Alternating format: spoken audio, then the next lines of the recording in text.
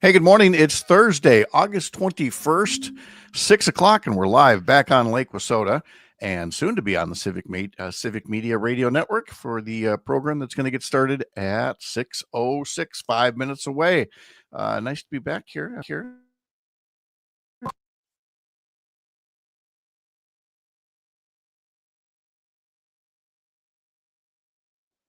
Okay.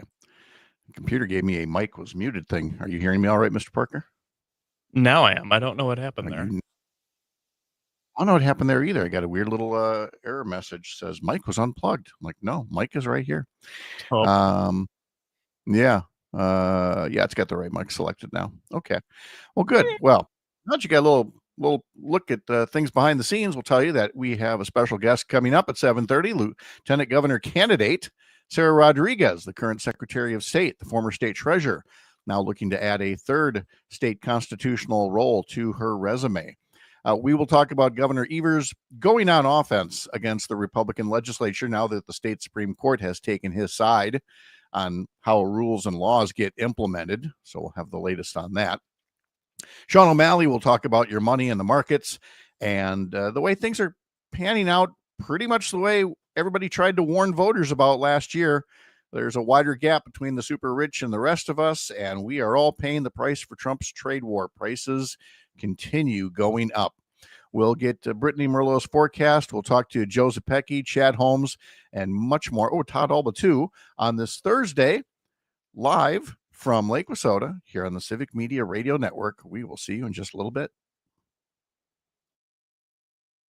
Other than to become governor if the current governor dies, resigns, or is removed from office. At the governor's request, they may serve on a variety of boards, commissions, and committees. Now remember, here in Wisconsin, it's not like the race for president, where the presidential candidate gets to choose who their vice president would be. Instead, the voters choose candidates for governor and candidates for lieutenant governor separately. There will be a partisan primary about a year from now, where voters will choose Democratic nominees for governor and lieutenant governor and Republican nominees for governor and lieutenant governor. However, for now, Godlewski is the only person and only Democrat running for lieutenant governor. For Civic Media News, I'm Savannah Tomei Olson. The Brewers lose in Chicago. Hi, I'm Mike Clemens with Sports Baseball. The Brewers lost 4-3 last night to the Cubs at Wrigley Field. The Miz, Brewers pitcher Jacob Mizorowski, giving up a double to the Cubs' Michael Busch that drove in 3 runs in the third. Manager Pat Murphy. Miz's start, that's not good enough. That's not good enough. He lost his, whatever you want to call it, focus, whatever you want to call it, but that's not good enough. The Cubs have now beat the Brewers 3 games in a row. Christian Yelich had this to say. Who cares? You play the games, right? You're going to win some, you're going to lose some, and you got to compete. You're going to lose. It's how you lose is what matters. The series wrapping up today in Chicago. NFL, it's the Packers and Seattle Seahawks with a joint practice session today in Green Bay before their preseason game Saturday afternoon. Basketball, the Bucks have signed Amir Coffey from the LA Clippers. With sports, I'm Mike Clemens. As Wisconsin is brats on the grill for a tailgate, this is the Civic Media Radio Network. It is going to be partly cloudy today. Our high right around 78 this afternoon. Tonight, partly cloudy. We're going to drop into the upper 50s to low 60s for an overnight low. Tomorrow, lots and lots of sunshine with a high in the upper 70s to low 80s. I'm meteorologist Sean Cable. Currently, it's 59. Shop Furlow Mattress during our Labor Day sale. It's our biggest sale of the season. Get a free box spring with a mattress purchase or upgrade to an adjustable base and save even more. At Furlow, every mattress we make is factory direct and custom made locally for you. And it's backed by our lifetime comfort guarantee. Don't fall for the other guy's mattress gimmicks. Furlow has no middleman, so you'll get the comfort you want and save a whole lot of money. American made, locally crafted. Furlow. Doctors Without Borders is delivering life-saving medical care where it's needed most in communities around the world. From bandaging war-wounded patients in Sudan to providing clean drinking water in Haiti, we're in more than 70 countries worldwide, bringing patients from sick to recovering, from emergency to aid, from crisis to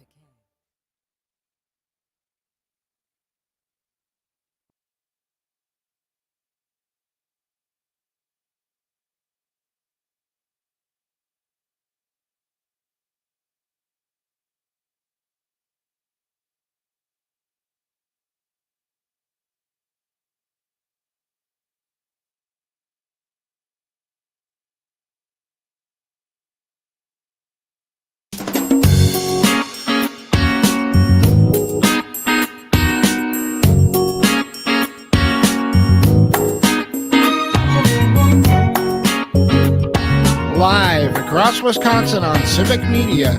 You're listening to Mornings with Pat Kreitlow, powered by Up North News. Now, from our Lake Wissota studio, here is the founding editor of Up North News, Pat Kreitlow. Well, hey there, Wisconsin. Good morning. It is 6:06. It's a Thursday morning, August 21st, 2025. And it is indeed another beautiful morning to have you here up north, back live on Lake Wissota from wherever you're spending your mornings, listening across the Civic Media Radio Network, or catching us on YouTube, Facebook, podcast, the app, the website, however you did it. We're glad you did it. Thanks for spending your Thursday morning right here. I got a question for you. What do you know about Wisconsin lieutenant governors? I mean, here, we'll do a little trivia. Who was the lieutenant governor for Tommy Thompson? How about for Jim Doyle? Remember Scott Walker? Who was his lieutenant governor? How about Tony Evers? That's a trick question. Who was his governor in his first term, or lieutenant governor in the first term? How about the second term, the one right now? Who's the current lieutenant governor? We'll talk all about that in a couple of minutes because we have a candidate for lieutenant governor joining us during our 7 o'clock hour. Sara Godlewski, Wisconsin Secretary of State, former state treasurer, is looking to add a third constitutional office to her resume and serve as lieutenant governor for Wisconsin next year. That's because the current lieutenant governor, I'm going to give away one of the answers here, Sara Rodriguez, the current lieutenant governor under Tony Evers, is now a candidate for governor next year, with Tony Evers not seeking a third term. So we'll ask Sara Godlewski a bit more about why she's seeking the lieutenant governor role coming up this morning, and talk more about those past lieutenant governors. We'll see which ones you remember. So all of that is coming up. We'll also check in with Todd Allbaugh. He was in Wisconsin Rapids yesterday, just as I was, for the WFHR 85th anniversary celebration. So we'll talk about his time at the parking lot party up there at the radio station. We'll also talk about back in the state capitol how Governor Tony Evers is not wasting any time changing the way business is done at the Capitol.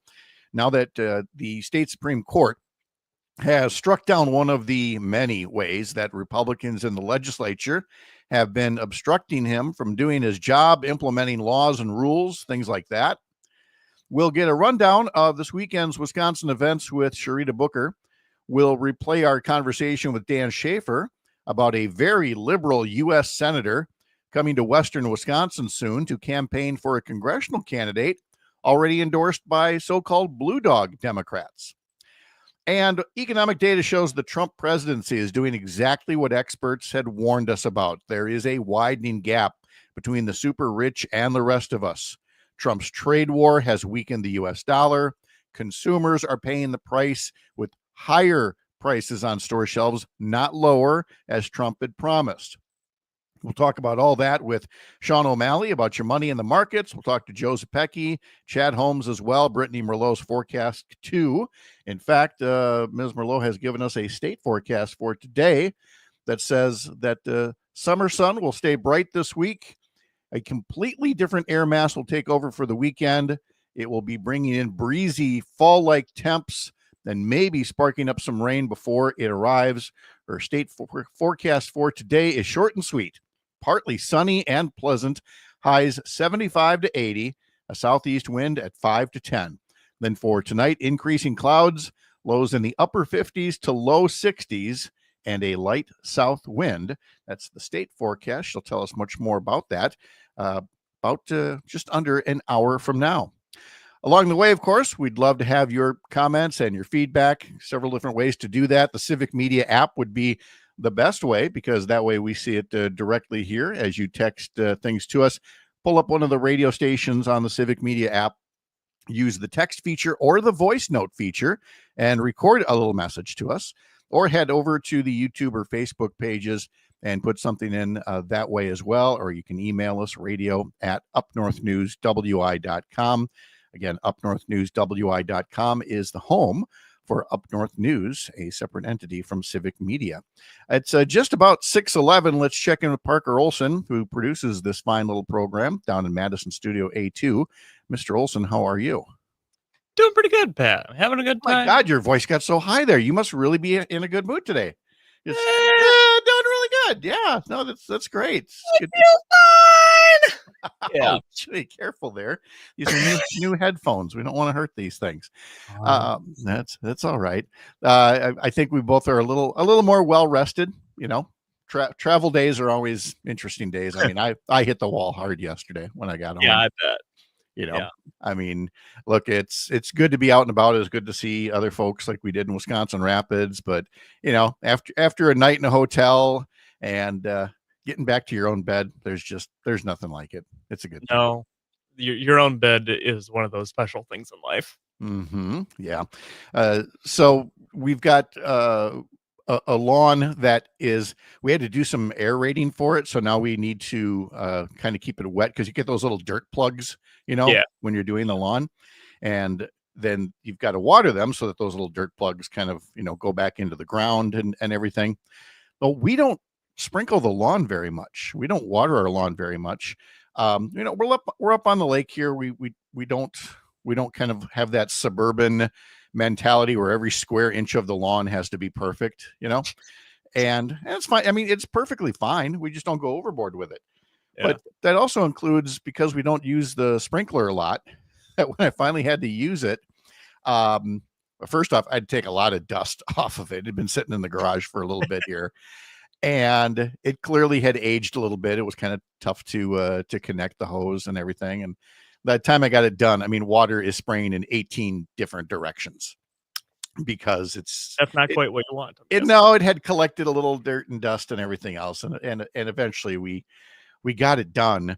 And you know, we'll continue moving the sprinkler around today. But it's just funny because up and down the street, there are people who have paid a lot of money for these nice sprinkler systems. There's heads that are spaced, you know, every so far apart, and then they're just doing their thing. The lawns are perfect. And then they see either me or Sherry trudging our hose with our one little old sprinkler. Thunk. We'll just put it here, see what it does. Is it sprinkling in a full circle? Is that a quarter circle? Is that a crescent? What exactly are they doing over there? I'm sure. Very spotty. Yeah, very spotty. Like, can they not? Do we need to take up a collection and get them a second sprinkler? No, we're fine. This is how we want it. You know, well, our neighbors who actually just moved out. So I can say this without fear of them hearing and then saying something to me. They had been watering their lawn, and mind you, Madison is like gotten a ton of rain, as you know, as yes, yeah. They water their lawn like every night. During the night, they do it. And they were complaining about not being able to grow grass. I'm like, I don't think that's true. Yeah, they clearly have fine. There's some other kind of issue, you know. Maybe it was, you know, maybe their house and their lawn are over, you know, what was once a battery factory or something. But there's got to be something in the soil. If you're watering that often and you're still not able to grow grass.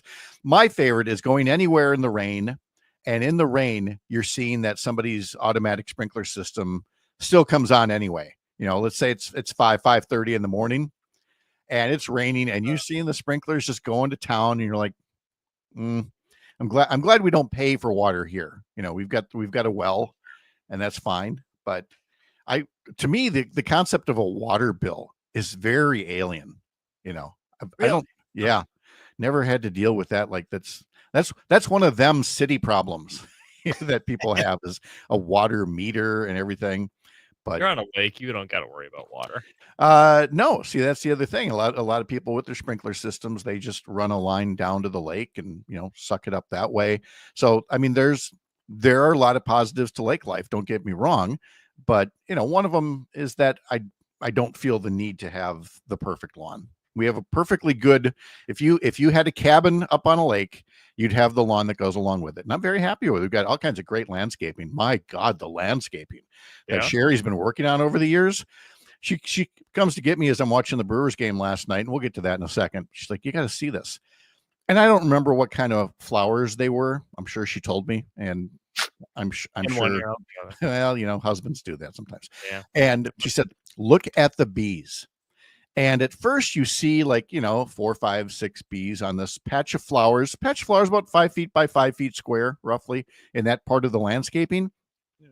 And then you kind of refocus your eyes, and there have to be 100 honeybees on there, just doing their thing. I mean, So many of them. We have the happiest pollinators on Lake Wissota right now because the way that she set up the landscaping is that different things bloom at different times of the summer. So all summer long, spring and summer long, at some point, something is like last week, it was the hydrangeas. I mean, they looked like a 4th of July fireworks display. These hydrangeas had blossomed so big. You know, we had the lilacs before that, and we had bridal wreaths and all that. And these flowers are blooming late, and the bees are just soaking it up.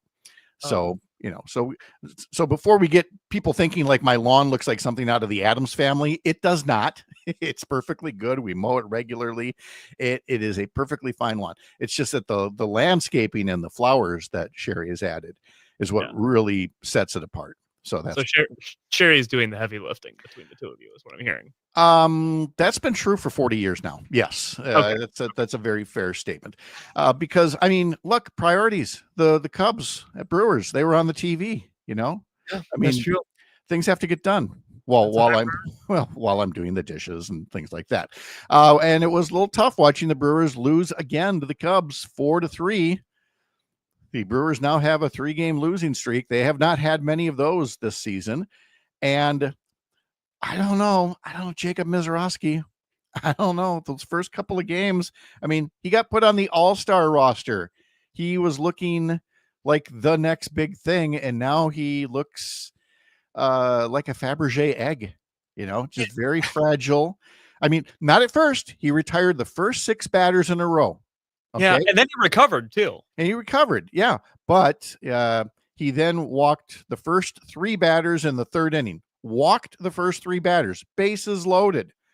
So here comes Michael Busch. The count gets up to 3 balls and 1 strike. So you know what, Mizorowski has to put one right down the middle. Michael Busch knows it and drives it into the gap in left center field. It clears the bases. The Cubs go up 3-1, and the Brewers try to come back, but ultimately fall short by a score of 4-3. Colin Ray, the former Brewer, gave up only 3 hits to the Brewer hitters through 6 innings. So now the Cubs have improved to 7-5 against the Brewers, so that even if the Brewers win this afternoon, the Cubs will still have the season series tiebreaker. But as for that game this afternoon, finally, the 5th and final game in 4 days at Wrigley Field. The pregame coverage will begin at 12:45 this afternoon on several civic media stations around Wisconsin. And then there's no rest. There's no day off. It's right back up to American Family Field for a series against the San Francisco Giants starting tomorrow evening and through the weekend. San Francisco for 3 games.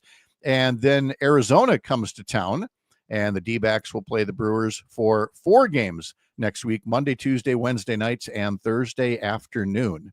So, you know, this 5-game stretch was rough, but it is only the beginning. Got to come home and hope that some home cooking turns things around. Yeah, I think so. I think that this is the most glad I've ever been to be done with a road trip and headed home. Without a doubt. So we'll talk about that list of lieutenant governors. We'll see what you know. But first, Cherita Booker is going to tell us about things going on this weekend from the heart of America's up north. Thanks for making this the place to spend part of your Thursday mornings. I'm Pat Kreitlow. This is the Civic Media Radio Network.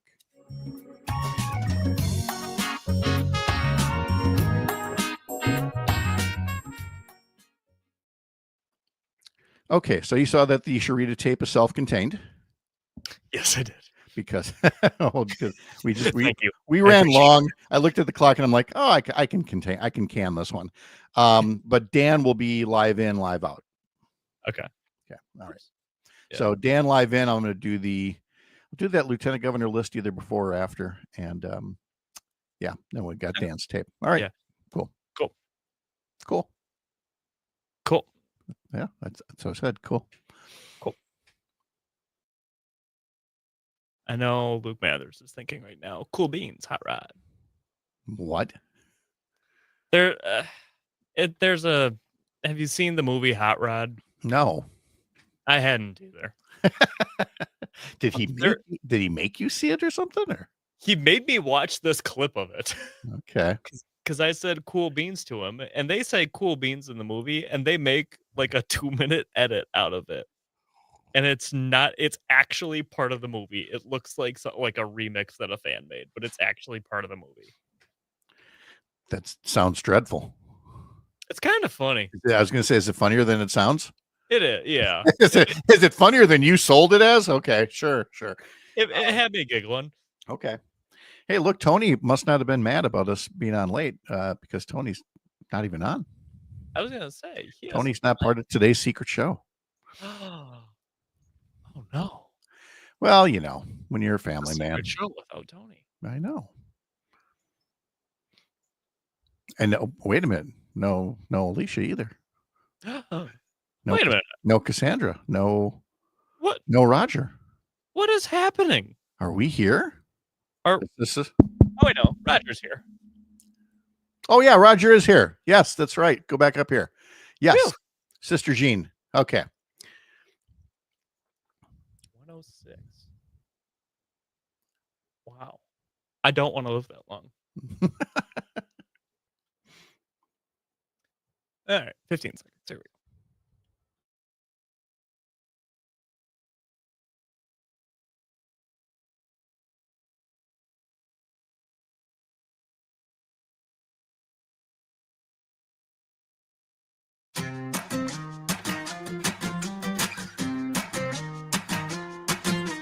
All right, it's time to get the handle on what is happening this weekend for some of the events, large and small, around Wisconsin this weekend with our social media manager, Cherita Booker. Cherita, hi, how are you?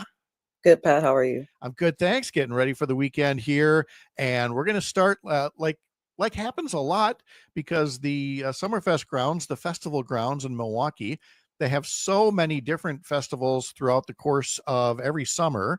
And this weekend, it's Mexican Fiesta. Yep, Mexican Fiesta kicks off Friday and it'll run through Sunday at the Summerfest grounds. There will be tons of live music performances, and some of those headliners include Ray Mix, Leela Downs, Luis Angel, Mariachi Reina de Los Angeles, and Julio Cesar. The Cultural Pavilion will display an expedition of Mexican arts and crafts from more than 150 artisans coming from different states of Mexico. There will be a Dia de los Muertos parade Friday at 8 p.m. and a vintage and custom car and motorcycle show Saturday from 1 to 6. And last but definitely not least, there will be tons of food to choose from, authentic Mexican cuisine, as well as tequila tastings. General admission tickets are $20 online and $25 at the gate, and children under 8 are free. And if you want more information or to buy your tickets ahead of time, visit MexicanFiesta.org.com. I'm sorry, MexicanFiesta.org. MexicanFiesta.org. Got it. And let me say again, and I know sometimes we talk a little too much about fine alcohol for an early morning show, but when you talk about tequila tasting and people go, oh, that thing with the lime and the salt, it just burns so much. I'm just here to remind you, the high-end stuff, you don't go through all that. You just get to sip it, and it's good. You know, same goes for a lot of those things. You pay for it. Don't get me wrong. So when you hear tequila tasting, remember, there will be different kinds. And if it's a tasting, you know, you don't have to buy a whole bottle. Just take a little sample and see if it's something that you like. Wait, weren't you the one telling me you're a tequila drinker? I am. What am I doing here? You give them some words of advice about a tequila tasting. Yes, honestly, I feel like the more expensive, the smoother it goes down. Yeah. But my favorite is Don Julio 1942, and that bottle's like over $100. So that's something you would not take a lot of right away. So no, I would not make a nightly old fashioned with that. No, I would not. Though I will say I have had tequila old fashions. Again, with the good stuff. Oh, so good. Yes. In fact, if you're ever up in Eau Claire, head to the Lakely at the Oxbow Hotel. They make a Oaxaca old fashioned that is it's perfect. It really is. So I didn't even know that was a thing. It is. Yes. So give that a try. Put a little Wisconsin twist on one of your favorite beverages there. All right. So let's move from Mexican Fiesta. Oh, I like your next choice. People going, oh, you guys always talk about Milwaukee. Fine. Let's go on up to Cumberland, boys and girls, because it's Rutabaga Fest time. Yep, and it's their 93rd annual Rutabaga Festival, and that'll run today through Sunday. There will be deep fried rutabaga fries, rutabaga mash, and other creative takes on the veggie. The event will feature a hot pepper eating contest, a fun run, a beanbag tournament, carnival rides, a kids tractor pedal pool, and a craft fair. There will also be live music with performances by Maiden Dixies, which is tonight, Wicked Garden on Friday, and Tandy Blue on Saturday, as well as Rafe Carlson. And if you're wondering why rutabaga, like me, here's a little history on that. Cumberland earned the nickname Rutabaga Capital of the World because in the early and mid 1900s, its sandy soil and cool climate made it ideal for rutabaga farming. The crop was grown on a large scale and shipped nationwide and became central to the town's farming identity and economy. But for more information on this event, visit cumberlandchamberwi.com. And for folks that have never been there, it's in Barron County. It's about 20 minutes west of Rice Lake. And of course, Barron County, I mean, Chris Cruzy is one of the more popular folks that has ever come out of Barron County. Always puts on a good show. So if you're anywhere in northwest Wisconsin, you might want to consider a trek to Cumberland for Rutabaga Festival. There, we got that on there. Now, Cherita really got me on this one. I saw that it is UFA championship weekend. And I was like, are we talking about ultimate fighting? We are not. We are not. What are we talking about? Ultimate Frisbee. Ultimate Frisbee time. Of course. Tell us more. So that's kicking off in Madison Friday and Saturday. There will be 2 semifinal games featuring the 4 UFA division championships that include Atlanta Hustle, Boston Glory, Minnesota Wind Chill, and Salt Lake Shred. Saturday morning will start with 2 youth clinics, followed by History in the Making, which is the very first all-star game between the Western Ultimate League and the Premier Ultimate League, which is the top women's and non-binary professional leagues in the world. The weekend will wrap up Saturday night with the 2025 UFA Championship game, as well as the Pabst Light post-game party. Single day tickets start at $15 and weekend passes start at $25. So for more information or to grab your tickets, visit watchufa.com. All right, here's what I got off their website.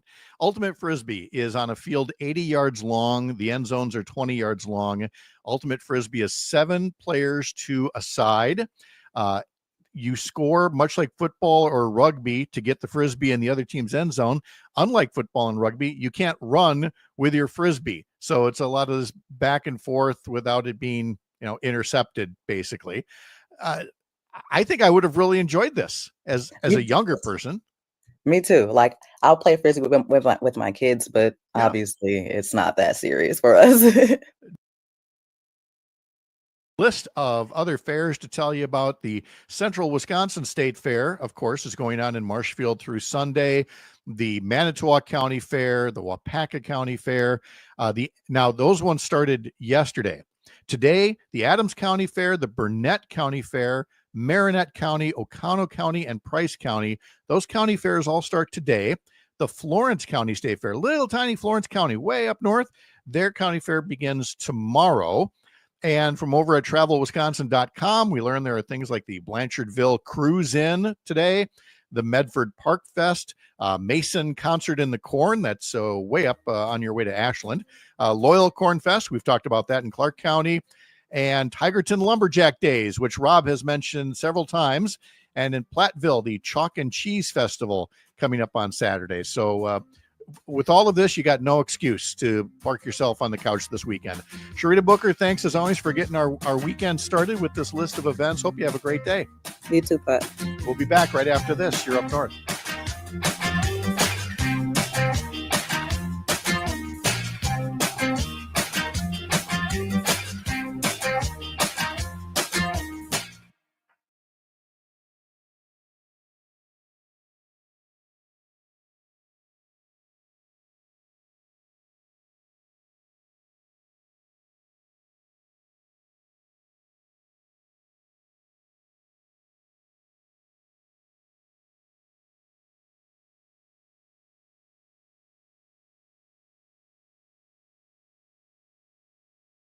Some of the nation's largest fast food giants are asking themselves that same question. While a lot of cattle producers are enjoying the prices, retailers are struggling to try to make sure that consumers keep coming to their door. And John Heinberg, market advisor with Total Farm Marketing out of West Penn, says those fast food businesses are ready to make some changes. McDonald's, Chipotle, Steak and Shake, as when they were doing quarterly earnings, we're starting to talk about that high price ground beef. So that's going to be something the consumer is going to have to watch. I think that's been one salvation here for beef demand, is the fact that ground beef has stayed relatively competitive in price versus the primer cuts of steaks and roasts and things of that nature that kind of took off. But now we're seeing that piece maybe hitting the puzzle. Part of that puzzle, according to Heinberg, especially when it comes to ground beef prices, are the new 75% tariffs that have gone into effect for Brazilian beef, a major source for some of the grind that helped to keep that ground beef price more affordable. Something to keep an eye on. I'm keeping an eye on the Thursday morning markets. The numbers are next. Don't let sick calves get you down and drain your profits. Get your calves up and moving with BioVet's Calf Electrolyte. Our Baselite product contains balanced electrolytes for restoring and maintaining proper fluid levels and scouring calves. Baselite also provides additional energy to support recovery. It's easy to mix, and calves are easy to drink it down to the last drop. Learn more about Baselite at bio-vet.com. Innovation, that's BioVet. At the Department of Agriculture, Trade, and Consumer Protection, they know your business has always been something special. Now you can let customers know it too, in an instant, with the red and yellow Something Special from Wisconsin sticker. Joining the program gives you access to supplier and distribution information, marketing support, and a community of like-minded Wisconsin businesses. Best of all, you'll let people know that your work is done with care, quality, and love. You've always been something special. Visit somethingspecialfromwisconsin.com to make it official. On Wednesday, the barrel cheese stood still at $1.81. 40-pound block cheese was up a penny and 3/4 at $1.86 3/4. While double A butter dropped 3 cents, settled at $2.29 a pound. Remember, today we get our July milk production figures in the marketplace. In overnight electronic trade right now, December corn's unchanged at $4.05. The November soybeans are down 3 at $10.33. September wheat up 6 at $5.11. July next year wheat up a nickel at $5.71 a bushel. Currently, the September Class 3 milk that goes into cheese, that's down 16 cents at $18.59. October down 11, $17.99 a hundredweight. So there's a quick snapshot on the markets rolling into a Thursday trade session. I'm Farm Director Pam Yankee. Local news, weather, and sports on air and streaming on the Civic Media app. This is the Civic Media Radio Network.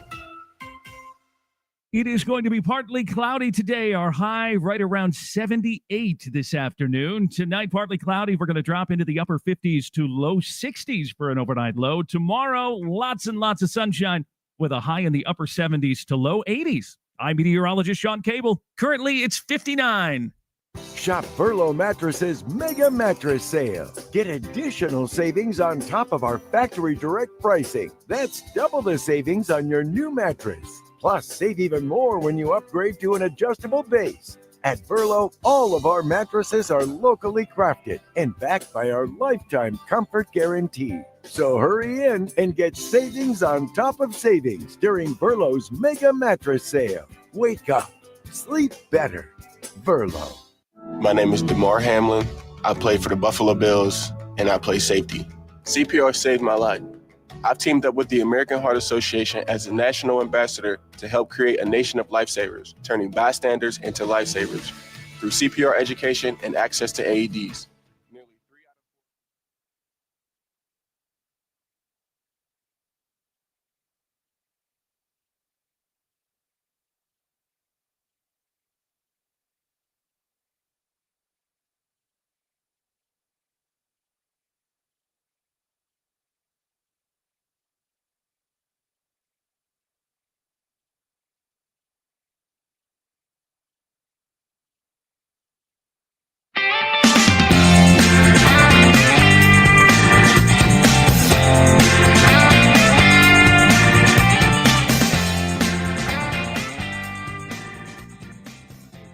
Dan Shafer from the Recombobulation area, who is working on a new column. And I like how you describe the column because it really describes the political feel right now. How do you describe the column?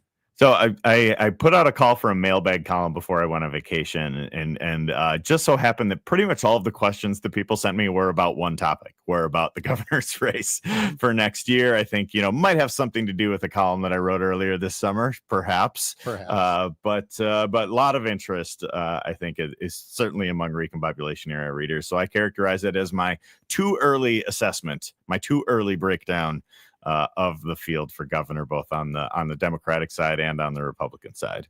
Because it is. I mean, by our own admission, it's way too early for this. But we also know, as we learned from the presidential race last year, it's possible for these things to start too late. So, you'd almost rather be in a place, especially if you're Sara Rodriguez, this is a good place to be right now. I mean, David Crawley, the Milwaukee County executive, has talked about jumping in, but he hasn't yet. Senator Kelda Royce has talked about jumping in, but she hasn't officially yet. No other Republicans have jumped in than the two who are relative unknowns across, most of the state of Wisconsin. So, if you're happy if you're Sara Rodriguez, lieutenant governor, I think you're moderately happy if you're Tom Tiffany, because, again, I don't think he actually wants to run for governor, but maybe is now feeling the pressure given the public opinion polling, which, by the way, I think is just based on name ID, not any kind of love for the guy. Yeah, I think it certainly seems like he's running, right? Like I was out of town for much of it, but I saw some of the social media stuff that he was doing at Wisconsin State Fair and all of that. And like, that's the type of thing you're going to do if you're running as a statewide candidate. It seems like he's probably headed in that direction. And I think the main thing on the Republican side is a Trump endorsement. Like there was this poll that the Daily Caller put out that showed Tiffany at the top of the field with like 40% to like, somewhere between 10 and 15% for Berrien and Showman. And then they said if Tiffany were to get a Trump endorsement, it was something like 60% of the Republican voters would back Tiffany. So I think the whole thing on the right for their gubernatorial primary is a Trump endorsement. That's the whole ball game. There are already 3 Democrats in Wisconsin's 3rd congressional district who are itching to run against Eric Van Orden. And for one of those candidates, Becca Cook, who was the nominee last time around for the Democrats against Eric Van Orden, she's already getting some big name help from other members of Congress who are coming into Western and Central Wisconsin.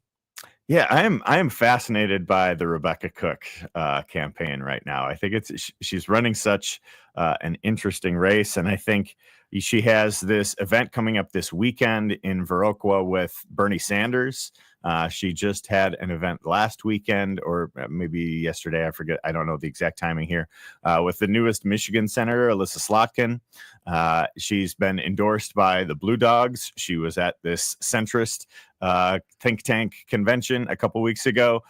So if you're looking for somebody who's actually approaching the Democratic Party wanting to have a big tent, with lots of different voices for representing lots of different, kind of groups and constituencies and whatever it might be. I think what Cook is doing right now with this is really interesting. And I think with Sanders in particular, we've kind of reached this moment now where, Bernie Sanders, maybe in 2015, when he was coming on the scene as running for president as a Democratic socialist, and, the way that people had reacted to that at the time, I don't think people have the same kinds of negative or wary or divisive reactions to Sanders that maybe they once did. We're seeing in the New York mayor's race. Even Andrew Cuomo is trying to campaign in certain ways to promote, a connection to Bernie Sanders or a piece of legislation that he signed.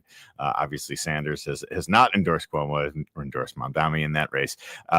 But it is very interesting to see the approach that Cook is taking. And really, if we're talking about Democrats needing to kind of rebuild that big tent, which is something that I've talked about a lot since the 2024 election. I think this is what it looks like. I think this is inviting people from all across the ideological spectrum to come campaign. And I'm really fascinated to see how the rest of her campaign plays out in the race to unseat Derek Van Orden. I lost track of how many times you said either interesting or fascinating, because look, let's call it what it is. The whole reason there are 3 Democratic candidates in this race already is that there are folks who believe that Becca Cook has been too close to the Blue Dogs, has been too close to, a moderate position when there are progressives and liberals in that district that want to be to stake a position more in line with Bernie Sanders. And yet here's Bernie Sanders now campaigning with Becca Cook.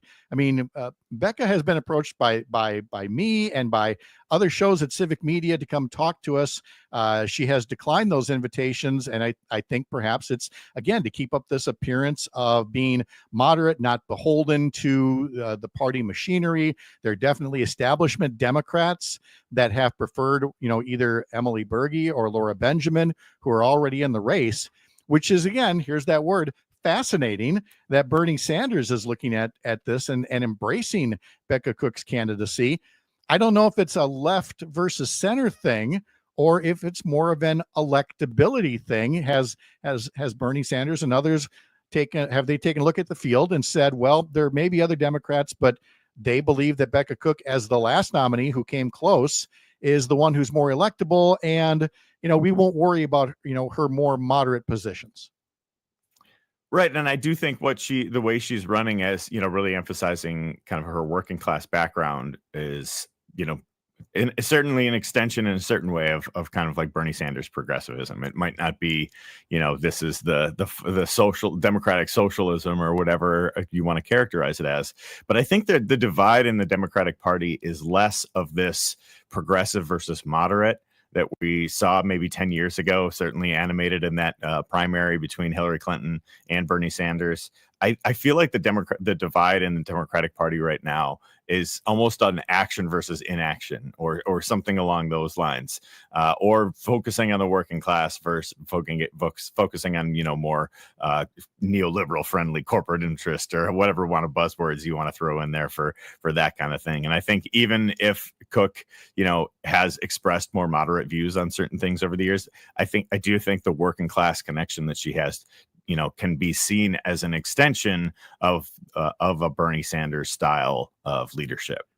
But she had a campaign ad last year where she literally was standing in the middle of the road with a drone shot and making the case for somebody who was moderate. And for people who are closer to the far left of the party, that was a maddening image of, are you going to fight for us, or are you just going to be squishy in the middle?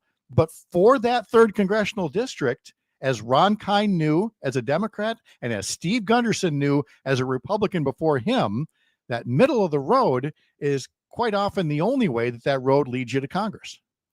That's right. And, it's about winning, right? Right. You've got to, at the end of the day, you can have all the purity tests that you want, but if you don't win, it's not going to matter.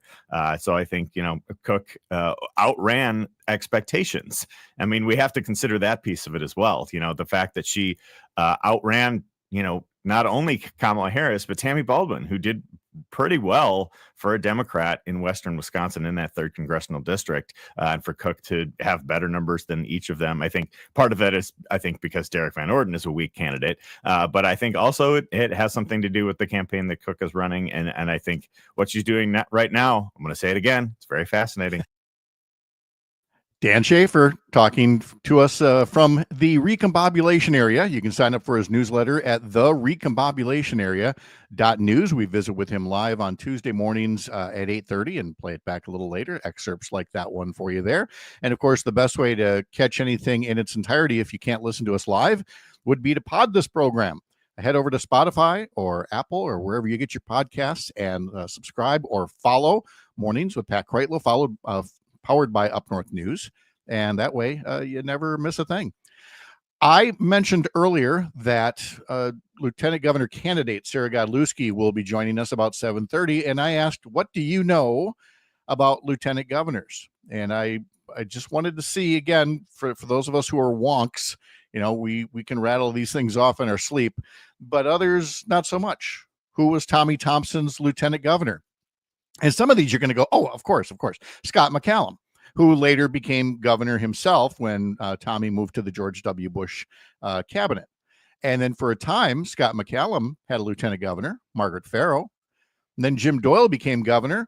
A lot of folks on the Democratic side still remember Barbara Lawton, still think very fondly of her.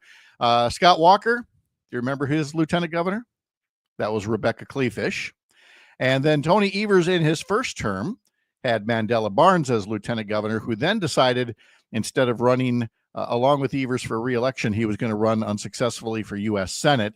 And so we needed a new lieutenant governor, and that's when Sara Rodriguez stepped up and ran and is serving as the current lieutenant governor. Because, again, here in Wisconsin, you don't run as a ticket.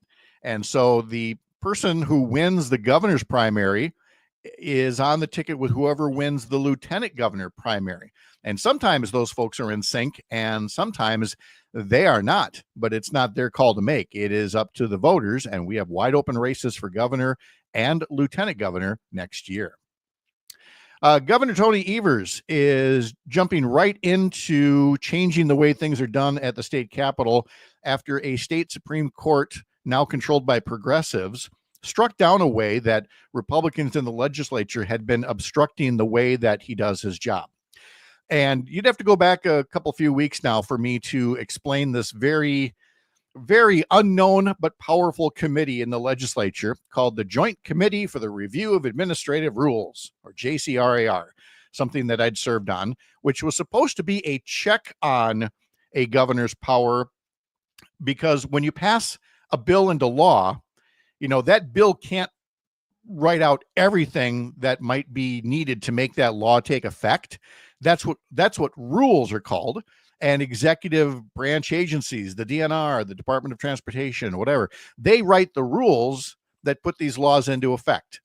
And the legislature, using that committee, had been taking it upon themselves to essentially veto or needlessly delay the rules that anybody from the Evers administration was writing. And again, it wasn't so much a check on governors anymore as it was an obstruction.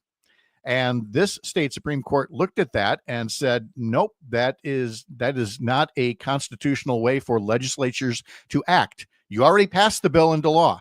Once you pass the bill into law, the executive branch, through their agencies and through their governor, they get the opportunity to write the rules as they see fit.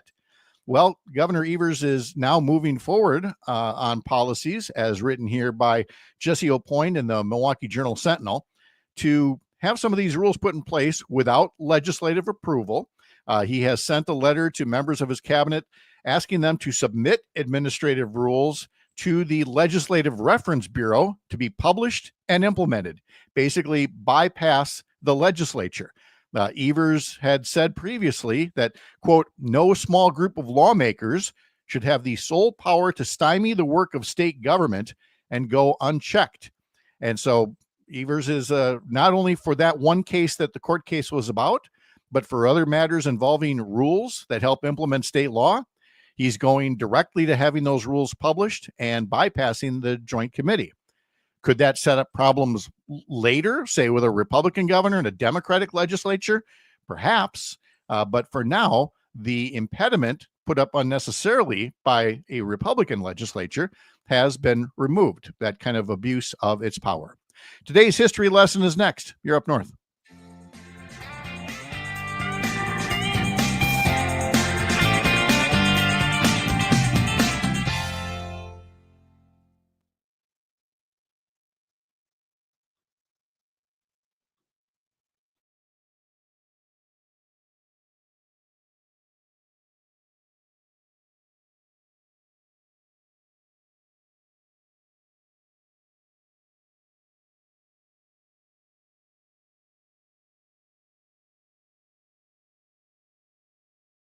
Center.com and take a free hearing test online. They helped John Peterson, they helped me, and they can help you too. Call them at 608-249-4077. Don't let hearing loss frustrate you anymore. Go to MadisonHearingAidCenter.com. IndyCar is back at the Milwaukee Mile August 23rd and 24th. The Snap-on Milwaukee Mile 250 weekend features a high-stakes NTT IndyCar Series race, and the free fan zone will be buzzing with energy all weekend long. Don't miss out on the non-stop action. Get your tickets now for an electrifying IndyCar weekend at the Snap-on Milwaukee Mile 250, August 23rd and 24th at Wisconsin State Fair Park. Looking to strengthen the bond with your pup? Dane County Humane Society offers a variety of dog training classes led by certified trainers. Classes are designed to help you and your furry friend learn new skills, improve behavior, and deepen your connection. Whether your dog is a curious puppy, an independent teenager, or a lifelong learner, DCHS has the tools and expertise to help you set the stage for a successful year ahead. Visit giveshelter.org/dog training to register today. I'm Dan Shafer. Let's recombobulate. In early August, massive flooding hit southeastern Wisconsin in what some are calling a 1,000-year rain event. One Milwaukee County official even likened it to experiencing a hurricane. Because of that, it is imperative that elected officials and public institutions step up and help people in this hour of need.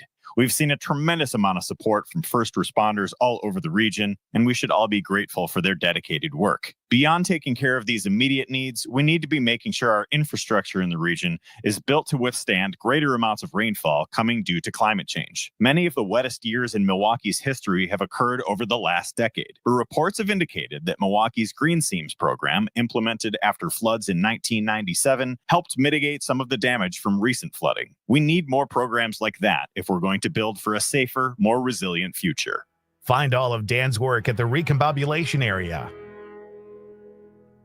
Hey, Wisconsin, it's construction season, and the Wisconsin DOT wants to help you safely navigate work zones. Check 511wi.gov or download the app for roadwork or closure.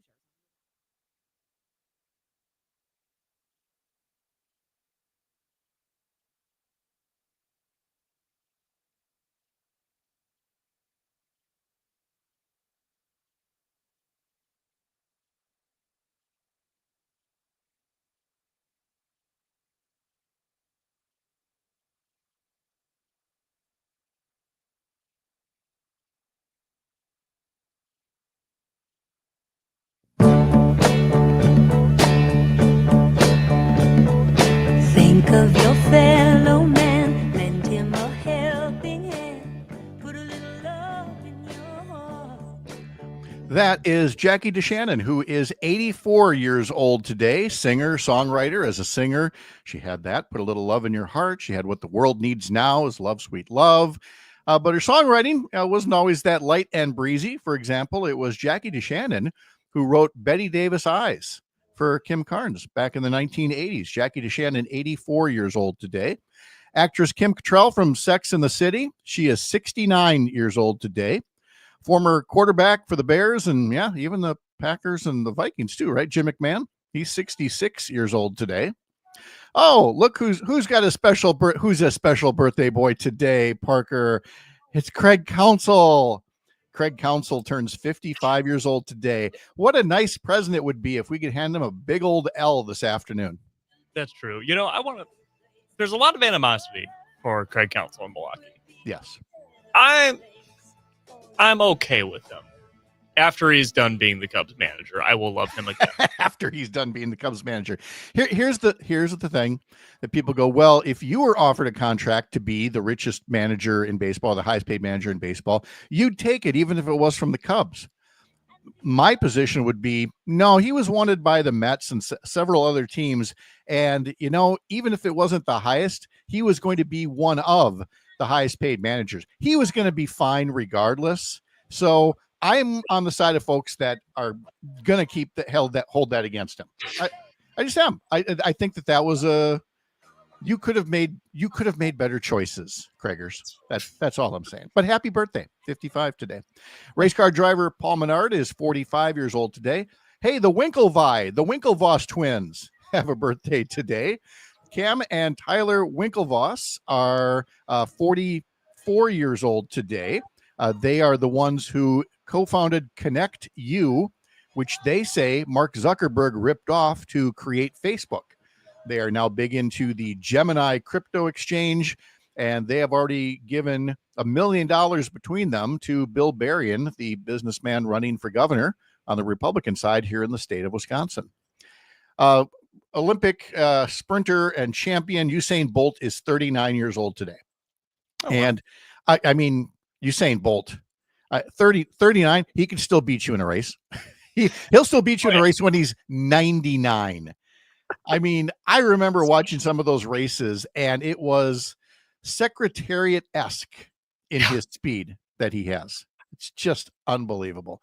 Let's see. Roger put up on Facebook a couple of notes here that Jean Dolores Schmidt, better known as Sister Jean, chaplain for the men's basketball team at Loyola University in Chicago, turns 106 today.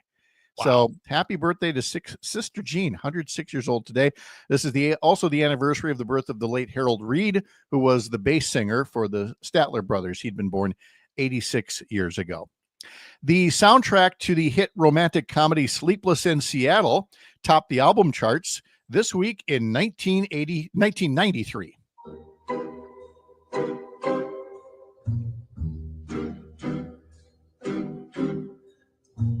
It's so important to make someone happy. Make just one someone happy. I will always claim that every man has one rom-com that, as much as we make fun of the genre, that it's your go-to rom-com. For me, it's Sleepless in Seattle. Tom Hanks, Meg Ryan, but especially this soundtrack. I mean, come on, it's got Jimmy Durante on it here. What more could you want? It's a great soundtrack from 1993. It was the #1 album this week, 32 years ago. This is the anniversary of the birth of the late country singing legend Kenny Rogers, born this day in 1938. That talks you into staying where you are. Love will turn you around, turn you around. On this day in 1959, President Eisenhower signed the executive order that made Hawaii the 50th state in the Union. The late sportscasting legend Jack Buck was born on this day in 1924. Now, most folks remember him for his 1988 World Series call of Kirk Gibson hitting a home run. And he yells, "I don't believe what I just saw." But, of course, anybody close to Minnesota Twins territory remembers Kirby Puckett's home run closing out Game 6. Into deep left center from Mitchell, and we'll see you tomorrow night. Still chills. Every Twins fan gets chills here, and we'll see you tomorrow night. There will be a Game 7 after all. Singer Casey Musgraves is 37 years old today. Hold tight to your umbrella. Well, darling, I'm just trying to tell you that there's always been a rainbow hanging over your head. And one more. Count Basie was born this day in 1904. Count Basie passed away in 1984. And although I always associate his song April in Paris with this great scene out of Blazing Saddles, it is a song that stands on its own just fine. Here's a little April in Paris from Count Basie.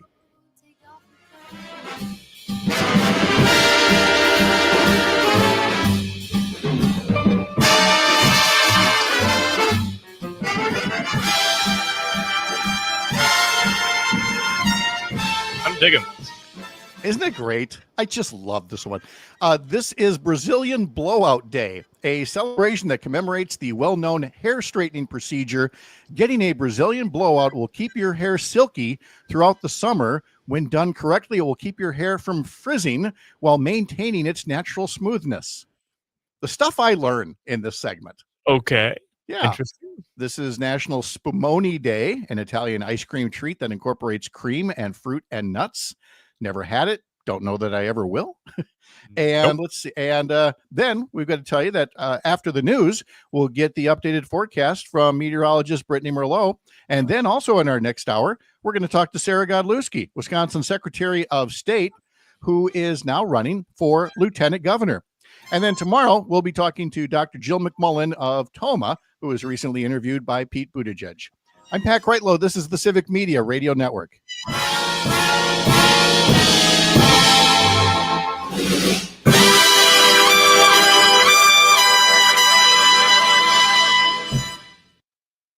Nicely done. Very nice. Thank you very much. Thank you. If we went back to all licensed music, that would be our new sign off.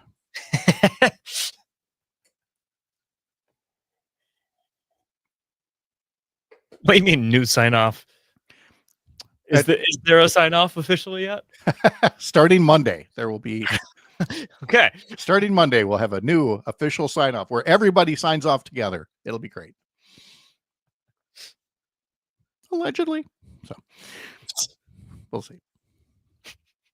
Maybe. Fingers crossed. For Lieutenant Governor of Wisconsin. To me, this has always come down to one thing, which is how I can make the biggest difference in Wisconsin. It's what keeps me going. And it's why I'm proud to announce that today I am running for Lieutenant Governor of Wisconsin. Godlewski is currently Wisconsin's Secretary of State. She was appointed to the position 2 years ago and is serving out the remainder of a term until 2027. She briefly ran for Congress in 2022, and before that, she was the state treasurer under Governor Tony Evers in his first term. Her speech focused heavily on the middle class. As I travel across the state, I keep hearing how people are just fed up. They're fed up that workers who are critical to our community, like EMT workers and nurses and teachers, can't even afford a home in the communities that they serve. Well, they're watching these billionaires get tax write-offs for their second and third vacation home. The state lieutenant governor has few required duties other than to become governor if the current governor dies, resigns, or is removed from office. At the governor's request, they may serve on a variety of boards, commissions, and committees. Now remember, here in Wisconsin, it's not like the race for president, where the presidential candidate gets to choose who their vice president would be. Instead, the voters choose candidates for governor and candidates for lieutenant governor separately. There will be a partisan primary about a year from now, where voters will choose Democratic nominees for governor and lieutenant governor and Republican nominees for governor and lieutenant governor. However, for now, Godlewski is the only person and only Democrat running for lieutenant governor. For Civic Media News, I'm Savannah Tomei-Olson. It's the Cubs and the Crew. Hi, I'm Mike Clemens with Sports Baseball. Game 5 of the Brewers and Cubs wrapping up their series in Chicago today. Milwaukee losing last night again, this time 4-3 to the Cubs. The Brewers losing 3 in a row. After a 14-game winning streak, Pat Murphy on what he said to the team. Told them how proud I am of them because there's sometimes things don't go your way. And the wind's blowing sometimes. You can't try to, fight it and you break the branches. You know what I mean? If you try to fight it, and they let the branches blow and they come back and we'll reset. We didn't get the outcome we wanted, but we showed tremendous heart and tremendous relentlessness. NFL, the Packers and the Seattle Seahawks in their final preseason game this Saturday at Lambeau Field. Kickoff at 3 p.m. Today, the two teams holding a joint practice session in Green Bay. In golf, Sam Weatherhead from Hartford, Wisconsin, finishing 10 under par to win the State Open Championship at Black Wolf Run in Kohler. With Sports, I'm Mike Clemens. Reach, engage, grow with Civic Media. Log on civicmedia.us/advertise. It is going to be partly cloudy today. Our high right around 78 this afternoon. Tonight, partly cloudy. We're going to drop into the upper 50s to low 60s for an overnight low. Tomorrow, lots and lots of sunshine with a high in the upper 70s to low 80s. I'm meteorologist Sean Cable. Currently, it is 60. Hi, my name is Chuck Collins. I'm the great-grandson of the meatpacker Oscar Mayer. I gave away my inheritance in my 20s and spent the next few decades studying inequality in America. We're more unequal today than we have been in our country's history. Why? Well, a lot of it has to do with the federal tax code. Did you know if you make $100,000 working and a billionaire makes $100,000 selling stock, you will pay $9,000 more in taxes than the billionaire because of the tax code? Did you know that if you own a modest house in Richland Center and a billionaire owns 2 yachts, 3 planes, 4 Picassos, 8 racehorses, and $900 million of stock, you will pay more in wealth taxes than the billionaire because of the tax code? I think that's a bunch of baloney. I'm Chuck Collins. I'm a patriotic millionaire, and I approve this message. Todd Allbaugh. Hey, everybody. After being on the road in Rapids, we're back at the home station in Madison with Dan Shafer, Civic Media political editor and founder of the Recombobulation Area. Join us to recombobulate. The Todd Allbaugh Show, weekdays 2 to 4. Welcome to Madison's Real News and Great Conversation, 92.7 WMDX. The possibility of lung cancer. How's Brittany today? Pretty good. How are you? Pretty good. Okay. Well, I'll work on it. Let's see. A little tired from yesterday, driving to WFHR and back, but Oh, you did go. All yeah, right. late. Yeah. Oh, okay. All right. Sounds good. All right. 30 seconds.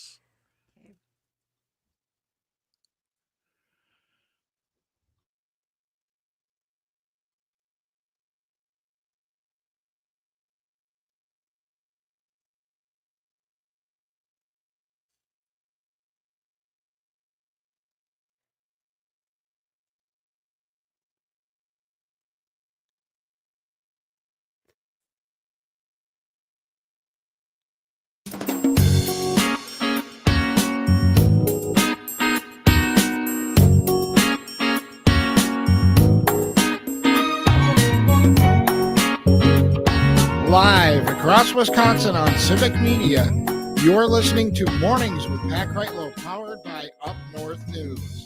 Now, from our Lake Wissota studio, here is the founding editor of Up North News, Pat Kreitlow. Hey, good morning. It is 7:06. Nice to have you back here up north on this Thursday morning, August 21st. Parker Olson is producing this fine program down in Madison Studio A2, and meteorologist Brittany Merlot is standing by. As are a lot of you, Parker. We were casting aspersions before. Some of our usual texters and commenters weren't with us right off the top, and Alicia made sure to put up on YouTube. I was driving, and that's what we want. We don't know. We do not want people texting while driving. So I'm glad that she waited till she was somewhere where she didn't have to keep her hands at 10 and 2 on the wheel and could let us know that she was there. And any of you folks can join us. Just head over to the Up North News or the Civic Media Facebook or YouTube pages. We'd love to have you along, just as we do every day from Rob in Tigerton, who says to Brittany, as always, good morning from Tigerton. It is sunny with light fog, 56 degrees. I had 3 yards to mow in Tigerton, then a doctor's appointment in Shawano. He says, last night I was in Neopit for a meet and greet with the 4 Democrats looking to potentially take on Congressman Tony Weed. That would be in Northeast Wisconsin's 8th Congressional District. Kristen Lyerly, he says, was the MC of last night's event, and he took pictures of the event of people giving speeches. And I know that Kristen told me she was looking forward to Rob coming out there and being the photographer for that event. We mentioned in our history segment the birth anniversary of the late Jack Buck, and Rob says that Jack Buck called Bart Starr's quarterback sneak for the winning touchdown for CBS in the 1967 NFL championship game that we all know as the Ice Bowl. So I did not know Jack Buck was on the call for that one. Brittany, the stuff we learn here on this program, right? I mean, we should be getting one of those educational licenses, for all the stuff that we teach people throughout the course of the day. Yeah. Did you did make it to WFHR yesterday for their anniversary? I did make it. I was like the grand finale. A little late, you were but the headline. You were the Jimi Hendrix of this all. Yeah, the main event. I was all worried too when I showed up. I was like, oh, those clouds look like they're going to rain. If I show up and I bring the rain, I can't go in. Oh, yes. That is an occupational hazard, isn't it? Yeah. It is. So I had the very early shift there in Wisconsin Rapids. Todd Allbaugh had a great time in the parking lot there for their big celebration of their 85th anniversary. And then you kind of helped take things home there. And I am guessing confidently that the people at WFHR and WIRI were as sweet and friendly when you got there as they were early in the morning. Yep. Even after standing out there all day in the sun, hey, 80 degrees. We still hit yesterday. It was nice. It was summery.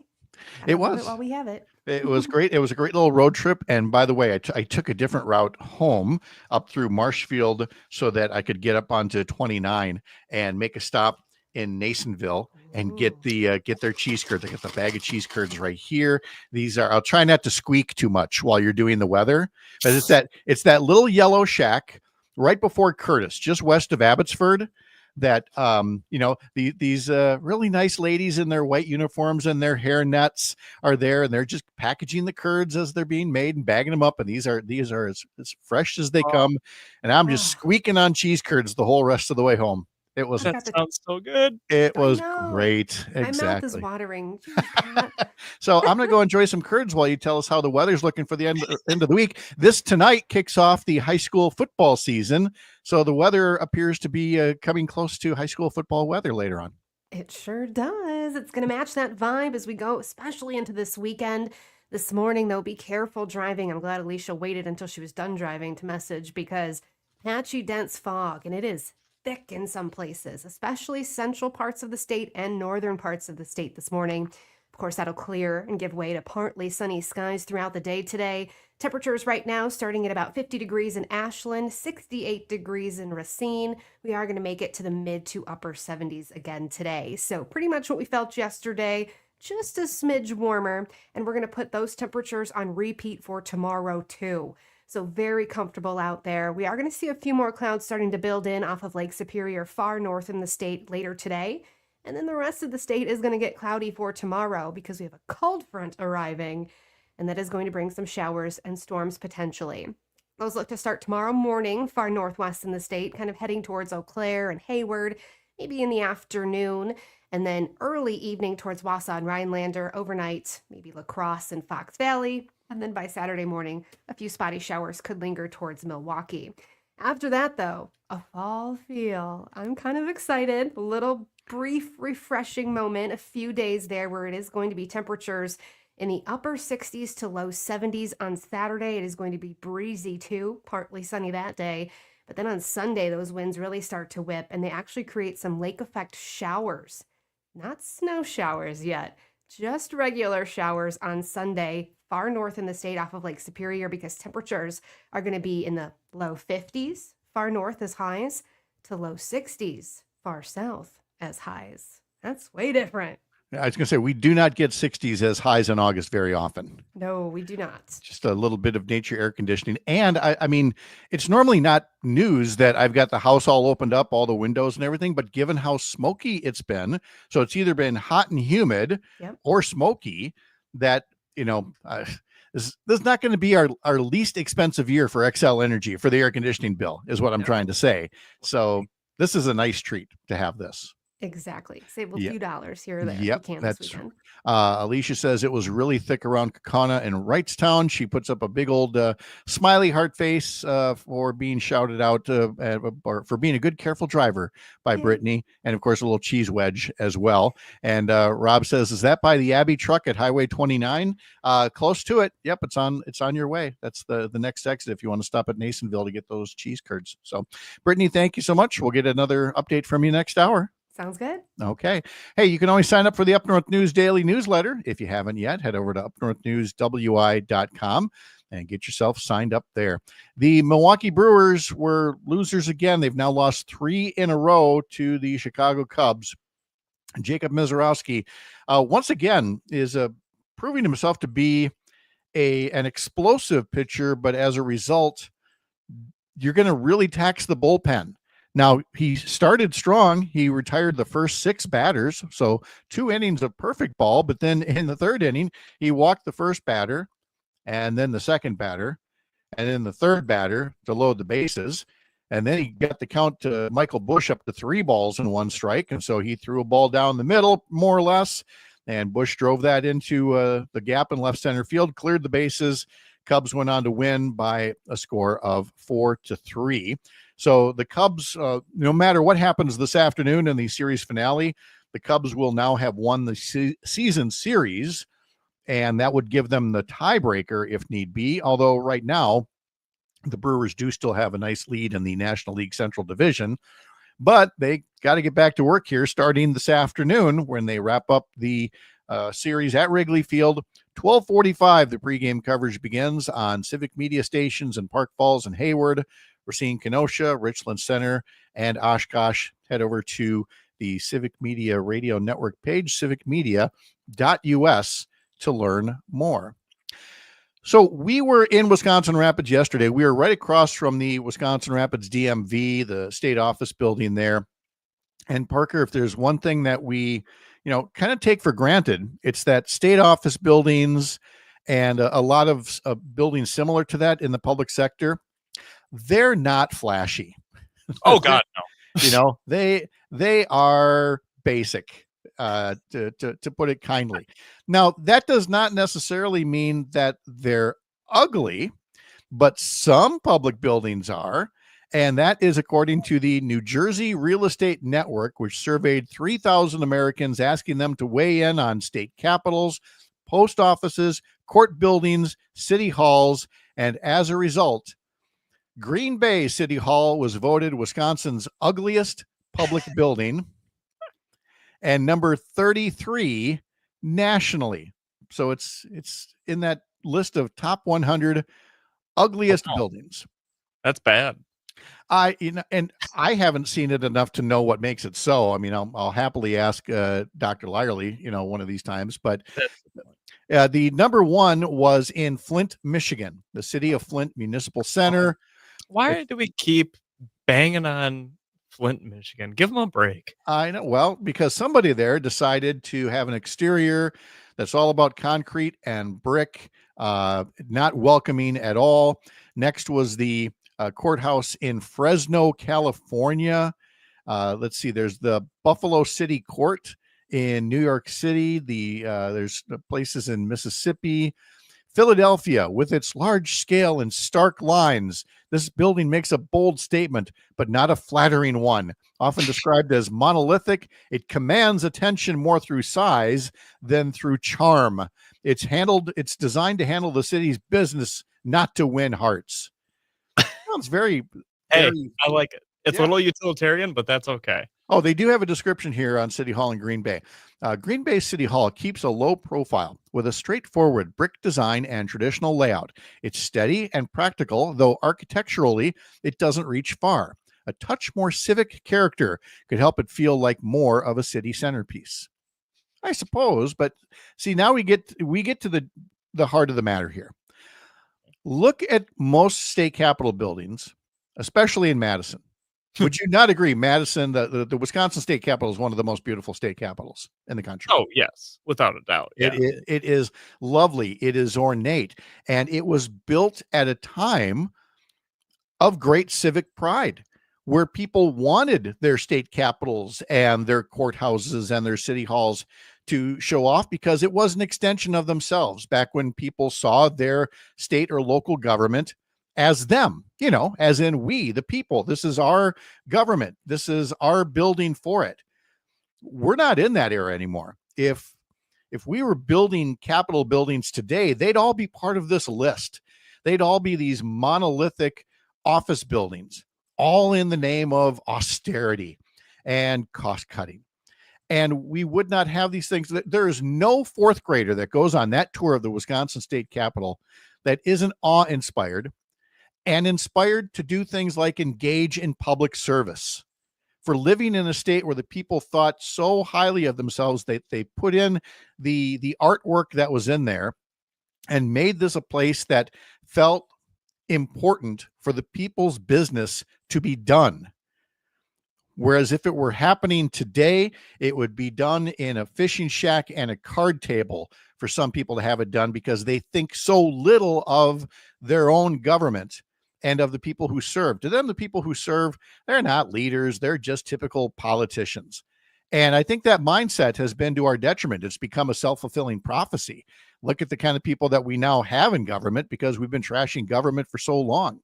So I'm not saying that every future public building has to be opulent. It doesn't have to be, gilded. It doesn't have to have gold leaf everywhere.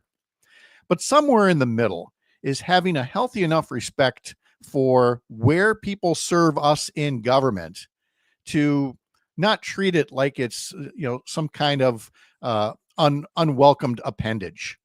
Let's get back to more places that don't make a list like this and become a place of civic pride in our states and in our hometowns once again. A local update coming up next for most of you. And when we're back together in 15 minutes, Sara Godlewski, Wisconsin Secretary of State, who is now running for Lieutenant Governor in the 2026 elections. From the heart of America's up north, live from Lake Wissota, thanks for making this the place to spend part of your mornings. I'm Pat Kreitlow. This is the Civic Media Radio Network.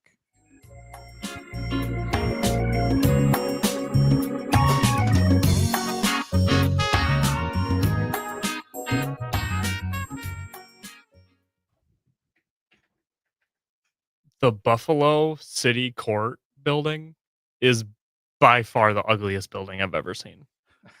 Well, now I got to go look. It is concrete. Okay, there's Flint. There's Fresno. Yeah, that's generic. Oh, Buffalo. Oh, yeah. And it's a tower too. Yeah. Like if you look it up, it's so tall. Well, there's a place right by you though. The old Wisconsin Bell building is just this tower of concrete. But at the time, that was because it just held nothing but all the phone switching equipment. And, there were no offices in this thing, so there was no need for windows. But this is the Buffalo City Hall and Courthouse, and there's no windows. It's just a concrete tower. That is some ugly stuff right there, kids. That is bad. Ooh. That one, Philadelphia, that's not that bad. It's just a big old glass office tower. That's fine. Okay. Yeah, Phil, I thought that one was okay. Yeah. Mm-hmm. I wish there were links to the rest of these. Yeah.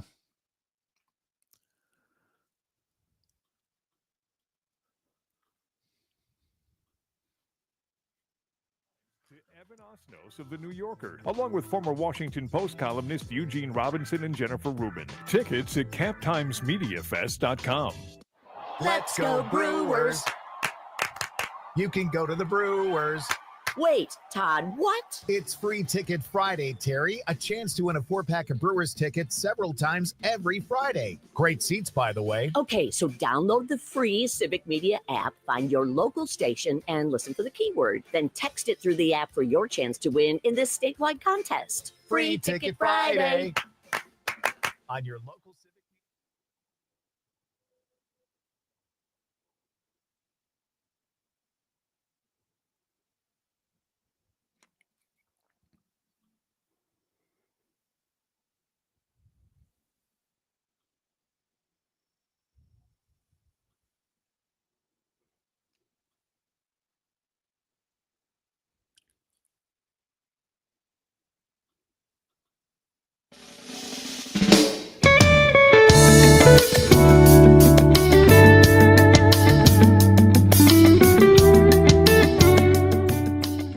Matt and Air on Air follows this program from 9 to 11 across the Civic Media Radio Network. And coming up today, former U.S. Attorney Jim Santel at 9:35.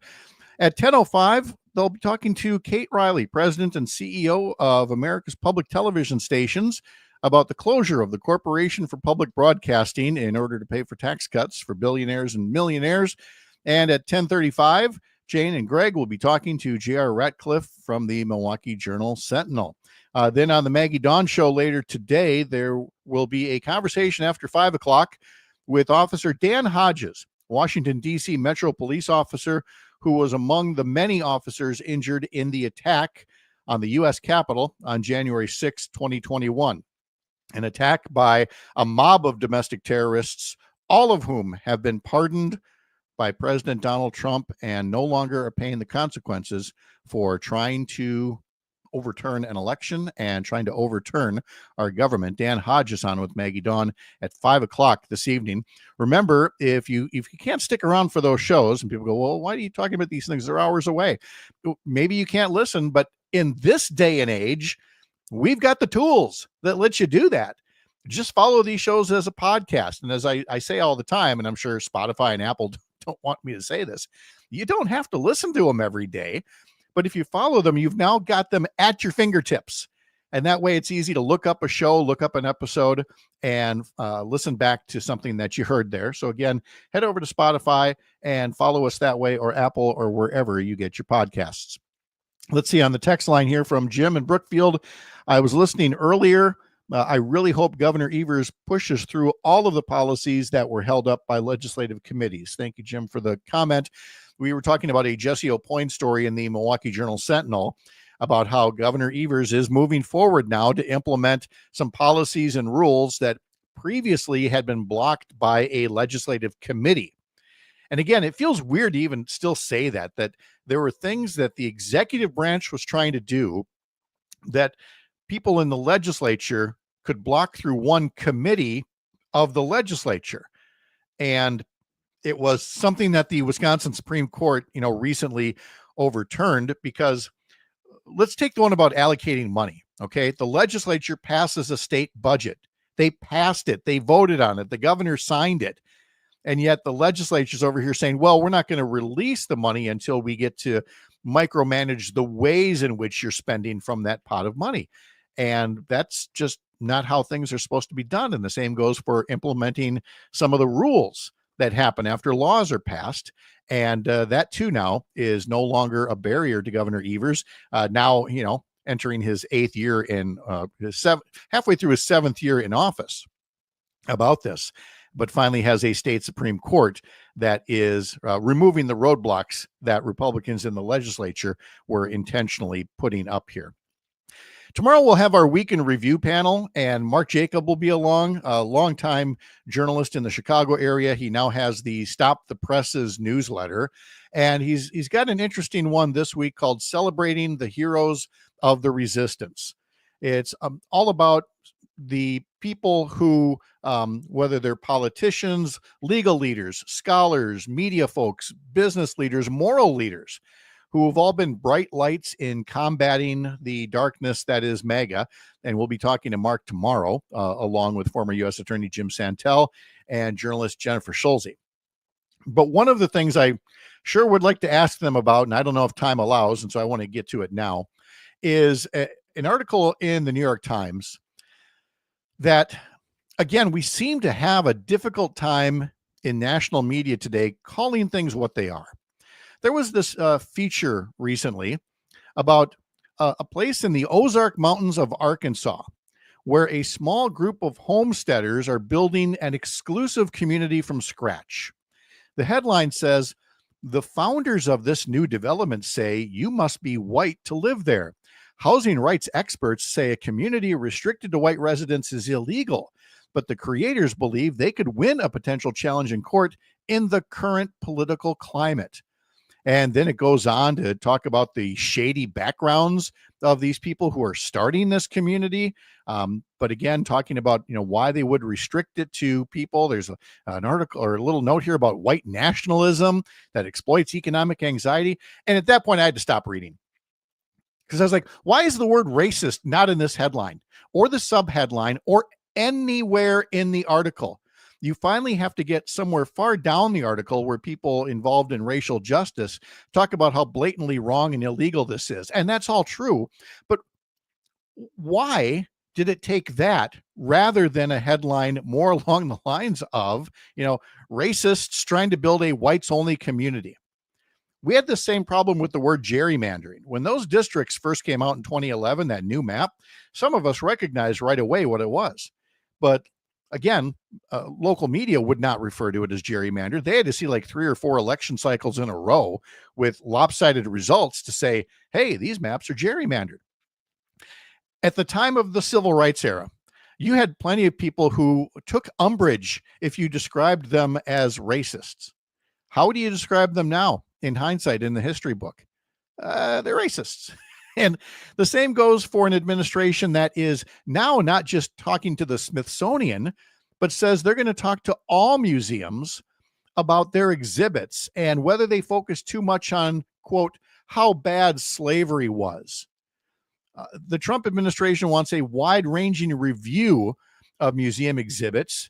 And the New York Times language says, added to his pattern of minimizing Black history. His pattern of minimizing Black history. Why do we have such a hard time with that?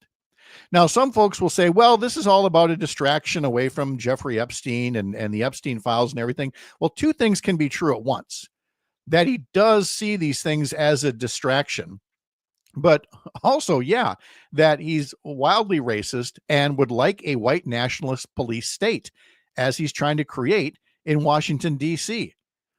Let's stop being afraid to say that. We're talking to Lieutenant Governor candidate Sara Godlewski along the way. I'm Pat Kreitlow. This is the Civic Media Radio Network.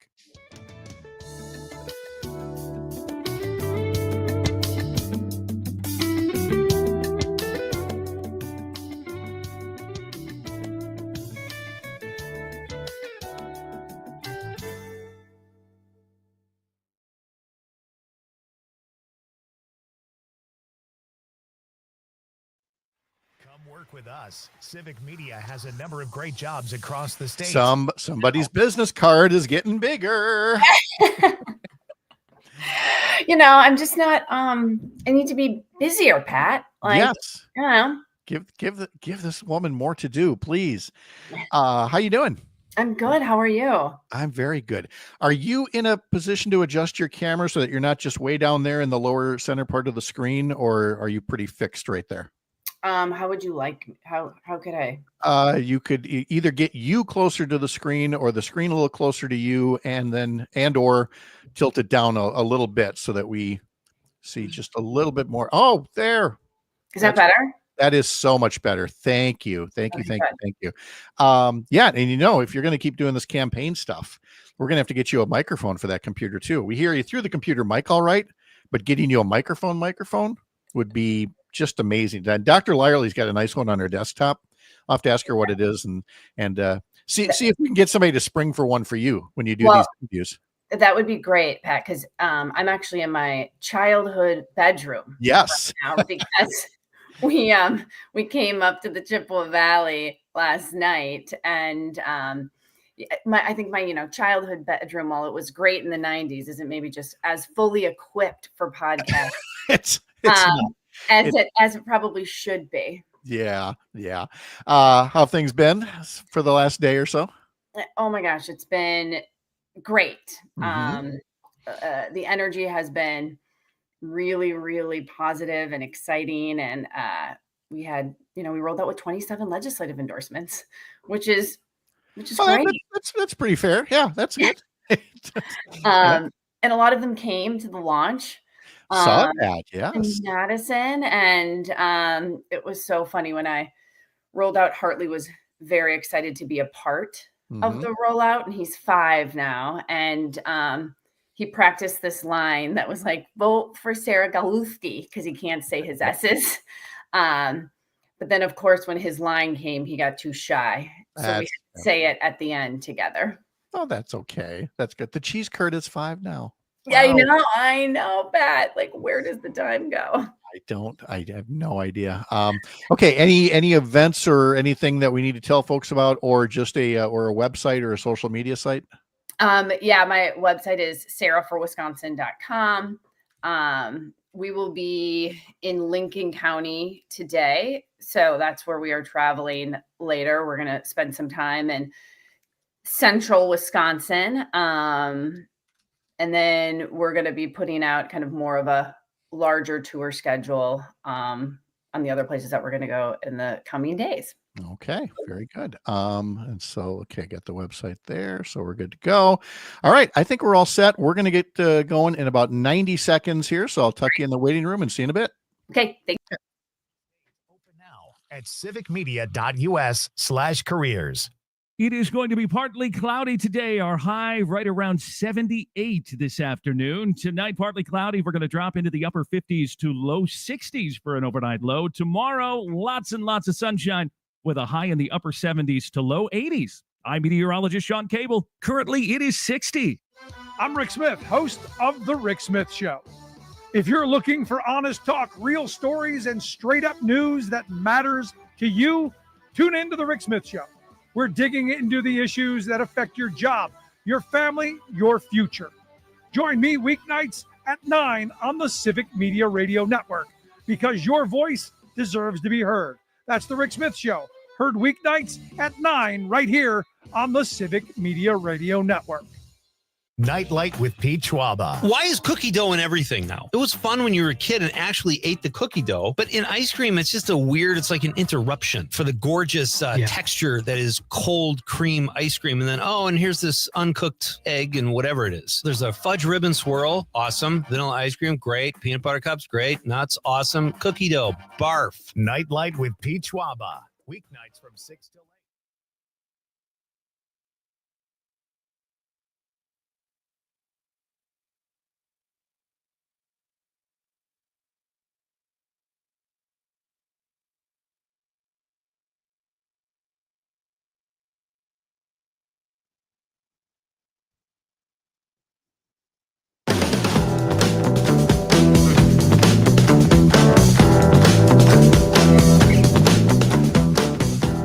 7:35 now on a Thursday morning. Welcome back. I'm Pat Kreitlow from Up North News. Up North News is a separate entity from Civic Media. Find what we do at upnorthnewswi.com.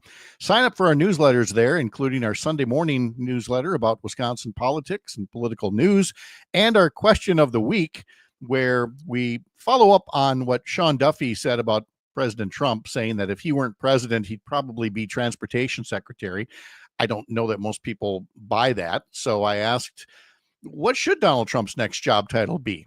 And a lot of interesting answers are coming in. So to be part of the first wave to respond to our question of the week, you got to subscribe to the newsletter. Head to upnorthnewswi.com, click subscribe up in the top banner. Our next guest is running out of space on her business card, being as busy as she is, having served as state treasurer, currently secretary of state, and now candidate for lieutenant governor. Sara Godlewski joining us from her hometown in the Chippewa Valley. Sara, good morning. How are you? Well, good morning, Pat. It's so great to be here. And I feel like I'm just now even a stone's throw away from where you are. Yes, I know. We got to have that Chippewa Valley representation down there in Madison. And so to that end, you announced yesterday a campaign for lieutenant governor. I will admit that I thought by now we'd have something like 10 candidates for governor and a whole bunch of candidates for lieutenant governor, maybe attorney general. And we'll get more about the nature of the races. But as it is right now, you are first to toss your hat in the ring for lieutenant governor. Talk about why you made that choice rather than being part of, a great big pack of folks like we had back in 2018 running for governor. Well, I think a lot of us were trying to figure out what Governor Evers was going to do. I mean, Governor Evers is one of the most popular governors in the country, let alone Wisconsin. And so when he made that announcement, for me, I was like, okay, do I stay in my role as Secretary of State, or do I do something else? Like, it just kind of opened up, I think, this whole kind of, other opportunities. And Pat, I will tell you, I've been traveling the state a lot, doing town halls and talking to folks about the work we've been doing. And it's pretty clear people are fed up. They're fed up because they're seeing this system that works for corporations and the 1%. And well, some of them are, just barely getting by. I mean, I was in Kenosha recently, and a single mom who's also a home healthcare worker has to work 2 jobs just to stay afloat. And for me, this work has always been about service. And so as I started thinking about it and talking to my family and friends, I just was like, look, I think the best role for me at this moment is to help the team that's going to solve some of these critical issues, whether it's healthcare or affordability. And the best way I can do that is through the lieutenant governor's office.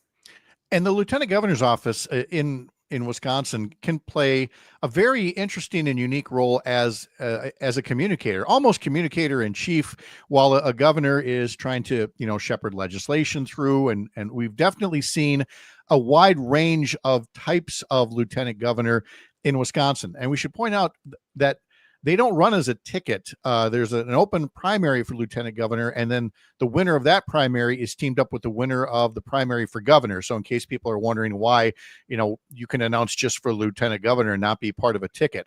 So you would be running and theoretically not knowing who's going to win the gubernatorial primary, and you'd be a running mate with whoever that person is. And they would say, well, here's Sara Godlewski. She's my running mate. So what are the qualities that you'd bring to a ticket when it comes time to elect a governor and lieutenant governor in next year's election statewide? Well, I think there's a few things. I mean, for starters, we've got to talk about electability. In 2018, I actually flipped more Trump counties than the governor, lieutenant governor, and attorney general. And I really credit a lot of that in growing up right here in the Chippewa Valley and being able to meet folks where they are, to listen and to talk to them. But of course, Pat, it's not just about winning. That's critical, but it's also then about getting things done. And something that I always think about is a quote that former Governor Tony Earl talked to me. He's like, Sara, it's never about the position, but it's always about the person. And for me, this role is about getting things done. That's what I've done as state treasurer. We prevented foreclosures. We've expanded home ownership. As Secretary of State, we've expanded services so that we can meet people. We can provide these services more in their local communities. And it's that kind of get it done mentality and working with the leadership team to solve these really, really complex issues that Wisconsinites are worried about. I think the interesting thing about what you've done is that you've been in these positions where, frankly, you're not given much and yet have to make something out of that. The state treasurer's office, again, Republicans were looking to abolish the office. Secretary of State, they wanted to abolish the office. They'd removed so many powers from it. And yet you find these little nuggets in each of those offices. Lieutenant governor, frankly, ain't that much different in terms of, what you're given versus what you do with it. Is that a role that you'd see for yourself, kind of continuing to play that role from first treasurer to Secretary of State to lieutenant governor? Well, I think some people would probably call me Scrappy Sarah. And I, again, really credit that grit from, growing up right here in the Chippewa Valley. And I remember the first time when I walked into the state treasurer's office, and I share this story, Pat, like there were wires that were hanging down from the ceiling. They turned off my Wi-Fi and they gave me a pay-as-you-go flip phone as a way for me to communicate to almost 6 million constituents. And I think the big thing has been they've tried to stop me before or not be successful, and I've always proven them wrong. And so what I'm excited about for lieutenant governor is that this is, I think, a real opportunity to continue this, for me, what's always been about service and the work that is ahead, because we are looking at what's coming down from the Trump administration. I mean, the big, brutal bill, who's paying for that $3.4 trillion? It's Wisconsinites. The state's going to be responsible to figuring out, how are we covering Medicaid? How are we covering the cuts in food share? How are we covering the cuts when it comes to renewable energy projects? It's going to be the state. And I really look forward to being scrappy and figuring out these solutions that Wisconsinites need in order to live this life of kind of that they've wanted in our great state. Wisconsin Secretary of State Sara Godlewski is running for lieutenant governor, and we'll come back to that campaign in just a moment. But because you are serving as Secretary of State and you've served as state treasurer, let me ask you about those elections next year and why Democrats would be wise to put strong candidates in there and not take those offices for granted. It's one thing to have, like you said, a workhorse like yourself in those roles. You've built up your name recognition. People want to see you in those roles. What's your suggestion for having Democrats not take those roles for granted in the next round of elections? Well, we have seen our democracy be attacked here in Wisconsin and across the country. And these roles are written into the Constitution because they provide checks and balances. They help from the legislature and from other potential electeds from doing a power grab. And when you look at these two offices, the chief financial officer, that's the state treasurer. I mean, the state treasurer can help manage a $1.4 billion trust fund that helps finance our public schools, particularly the libraries in your public schools and your media items like technology, which I think is a pretty big thing. And then you look at the Secretary of State, they serve as almost a chief operating officer. They're responsible for whether it is records or administrative work. They deal with international affairs. And so these are roles that do play an important role in our state. They're an important check and balance. And we've got to do everything we can to make sure that these seats, I believe, go to Democrats who are going to continue to fight for the things that, whether it's, investing in our public schools to making sure we have accessible services through the Secretary of State. Let's go back and just talk about your path prior to becoming state treasurer and then Secretary of State and now candidate for lieutenant governor, because I'm sure folks haven't heard, your full bio and what all took you from the Chippewa Valley up to serving in the first of your constitutional offices. Well, I was at the time, Pat, working with startups and small businesses, and the amount of capital that Wisconsin was getting for small businesses in one day is what Wisconsin was getting, or what Silicon Valley was getting in one day is what Wisconsin was getting in an entire year. And I'm like, this is wrong. And so looking across the country, a lot of state treasurers were helping small businesses. And so I thought I would reach out to the state treasurer's office. Long story short, they don't return my calls because they're trying to get rid of the chief financial office. And I thought that was wrong. I really didn't know what I was doing, but I started a bipartisan coalition to save the state treasurer's office and talked about the work because, again, it manages a $1.4 billion trust fund that benefits our public schools. And this was just a power grab by Scott Walker. And everybody told me there was no way we were going to succeed in this constitutional amendment. The voters had made up their mind. Scott Walker was behind this. And I'm proud to say that we won with a supermajority of the vote and stopped that power grab. And then the next question was, well, who's going to run for state treasurer? And someone who had a career in finance, I'm like, I would be honored to do this for my state. Now, I ask you that question to get to this question about running for lieutenant governor. We have had Republican candidates recently in Tim Michels, in Eric Hovde, and now in Bill Berrien running for governor, who are trying to go, right from a business career into one of these big state constitutional offices, whereas you have served in the treasurer role, the secretary of state role, looking for the lieutenant governor role.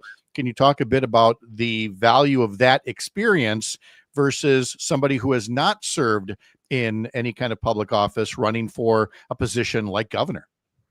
Well, to me, I think what's really important is experience in government and getting things done.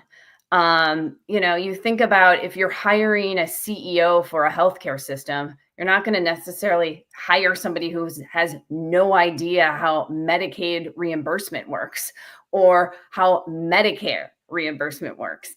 And so it's all of these nuances that then make a good CEO of a hospital. And I think that is the same when you think about executives in your government. You want someone that knows how to work with the legislature. You want someone that knows how to write bills or how to get things done in the current structure that we're governed. And so I do think the experience is important. But I'll share with you, Pat, when I was talking to my sisters about, just thinking about my own experience, and they're like, and running for lieutenant governor, they joked with me. They're like, oh my gosh, Sarah. So you're going to maybe have 3 executive offices under your belt. They're like, is that some sort of trophy you're going for? And I was like, no, for me, this has always been about service. I think service is at the heart of the work we do day in and day out, but experience does matter. And you can learn more over at our website, Sara with an H, SaraForWisconsin.com. And again, plenty of folks already were at your event. Alicia was praising you on YouTube. Ardith says on Facebook, scrappy Sara, we need her help to fix our state. She can do it. Sara Godlewski, great to talk to you. Thank you so much for the visit. Well, thanks for having me, Pat. It's always great to be here. You bet. Great seeing you as well. When we come back, we're going to talk to Todd Allbaugh here on the Civic Media Radio Network.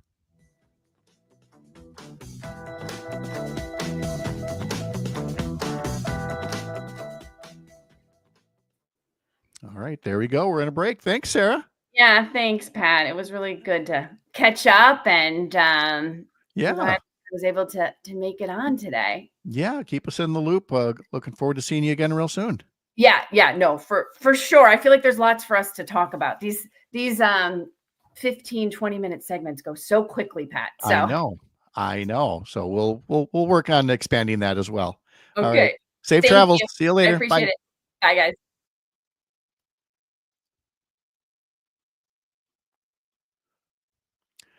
Now, ladies and gentlemen, Todd Allbaugh. Maybe. Good morning, Pat. Good morning, Parker. Good morning. Good morning. Good morning, Todd.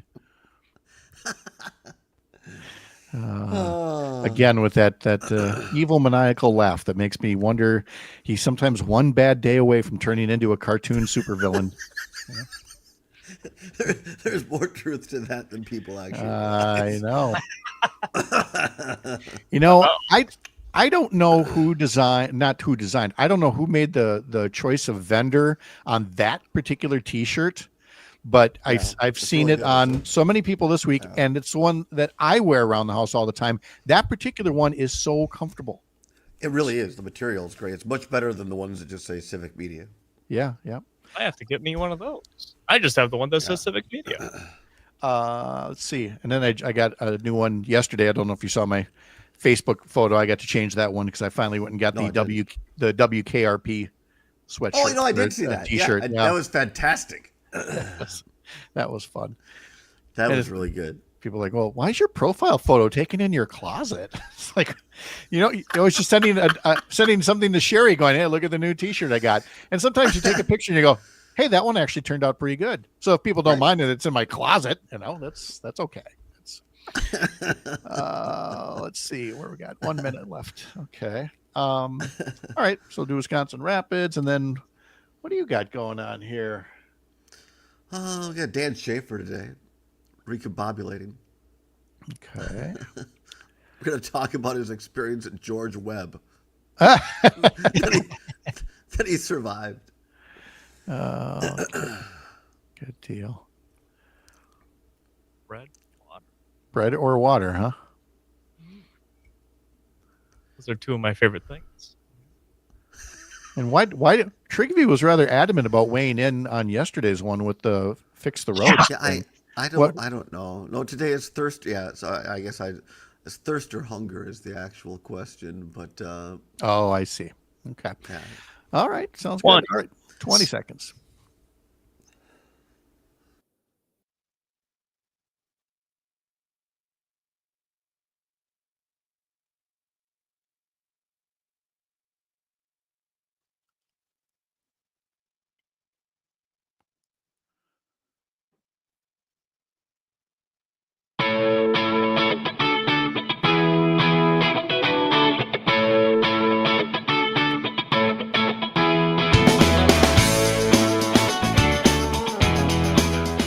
Matt and Air on Air is coming up next from 9 to 11 here across the Civic Media Radio Network, followed by Tom Hartman, followed by this guy here, Todd Allbaugh of the conveniently named Todd Allbaugh Show on this Thursday. Yes, where, again, he's got a really big shoe today, and then tomorrow, all of the really big shoes will be giving away Brewers tickets. Free Ticket Friday is making a comeback, and don't let this recent little 3-game skid throw you for a loop. There's still plenty of baseball yet to be played here.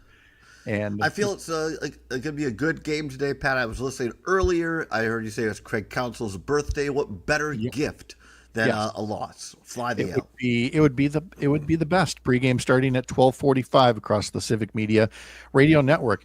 Weren't the people in Wisconsin Rapids the best? They are absolutely the best. We were up there yesterday, as I know you were yesterday morning as well, for the 85th anniversary coming up on WFHR.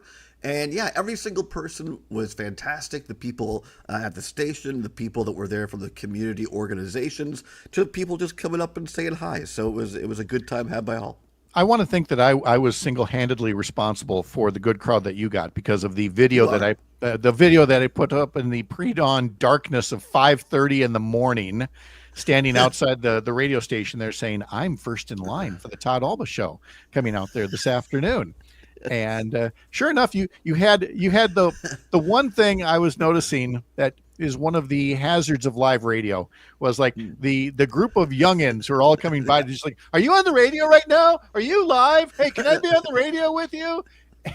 And I'm watching, and somebody shushed him away, and I was there to turn around and put him on the air. You probably were, which is exactly why Laura and Melissa could not be fast enough as bouncers to get those pesky meddling kids out of the way before they said a naughty word or something. Although we all know, if anybody's going to say a naughty word on the radio, it's going to be the guy with all the radio experience over here. But you've been very well behaved.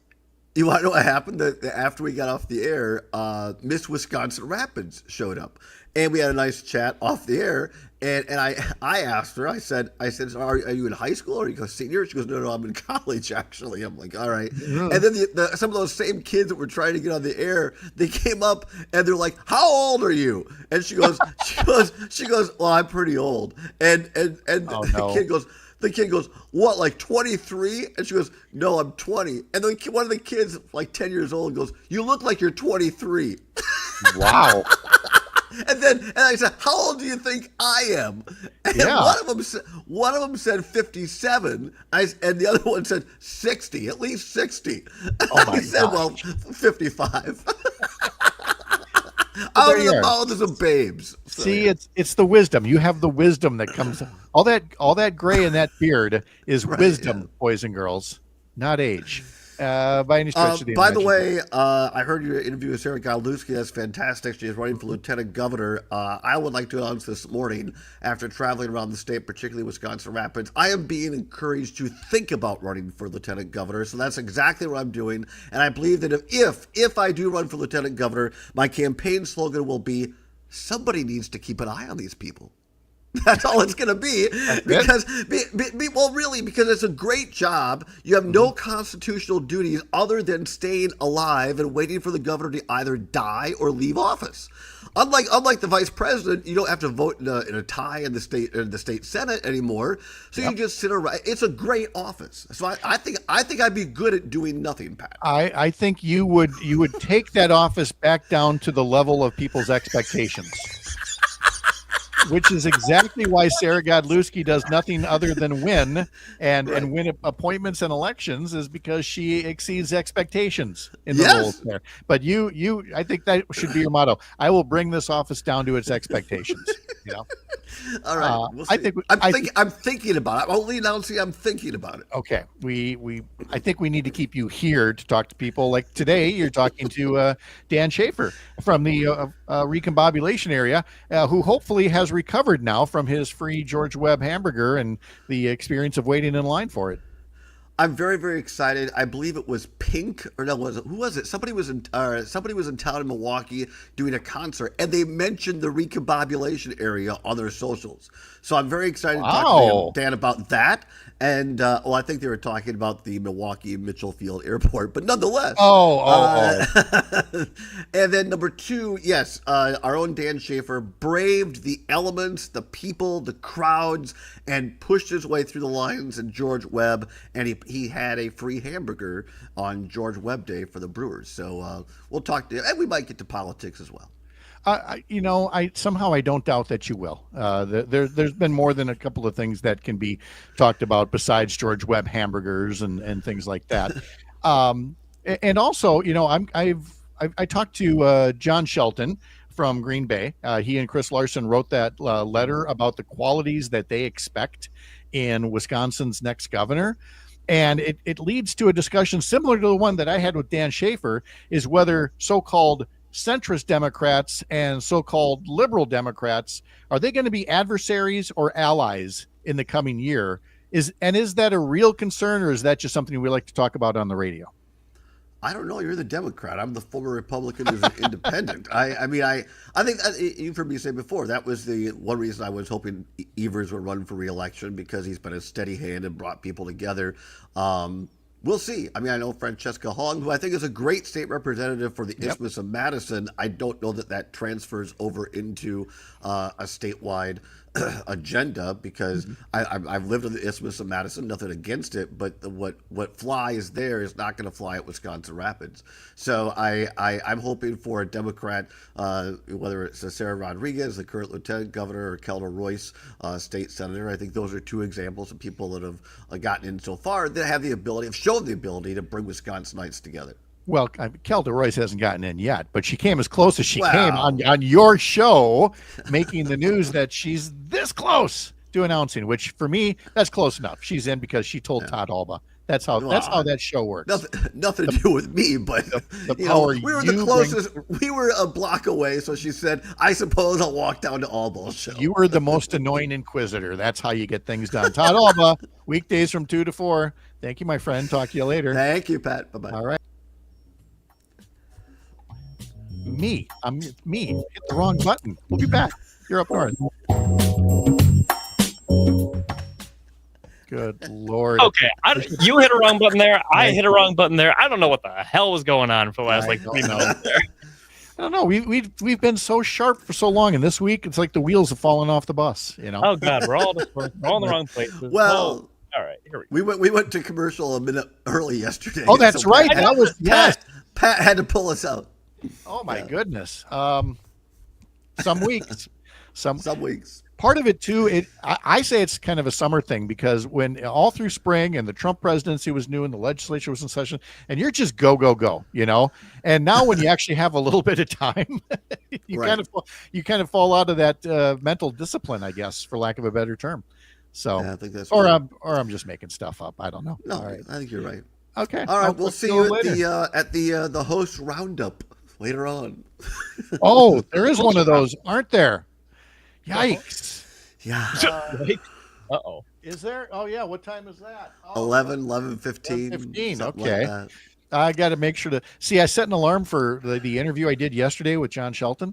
And then 10 minutes after it was supposed to start, I get a note from Luke, like, are you coming? And then I realized I set an alarm for myself to not be late for the interview. And I set it for AM instead of PM. So I've done that. So if I'm not there at 11:15 this morning, look for me at 11:15 tonight. I'll be there looking for you. I'll see you then. All right. Okay. Thanks, guys. Bye. Have a great day. Bye. See you, Todd. Lieutenant Governor of Wisconsin. To me, this has always come down to one thing, which is how I can make the biggest difference in Wisconsin. It's what keeps me going. And it's why I'm proud to announce that today I am running for Lieutenant Governor of Wisconsin. Godlewski is currently Wisconsin's Secretary of State. She was appointed to the position 2 years ago and is serving out the remainder of a term until 2027. She briefly ran for Congress in 2022, and before that, she was the state treasurer under Governor Tony Evers in his first term.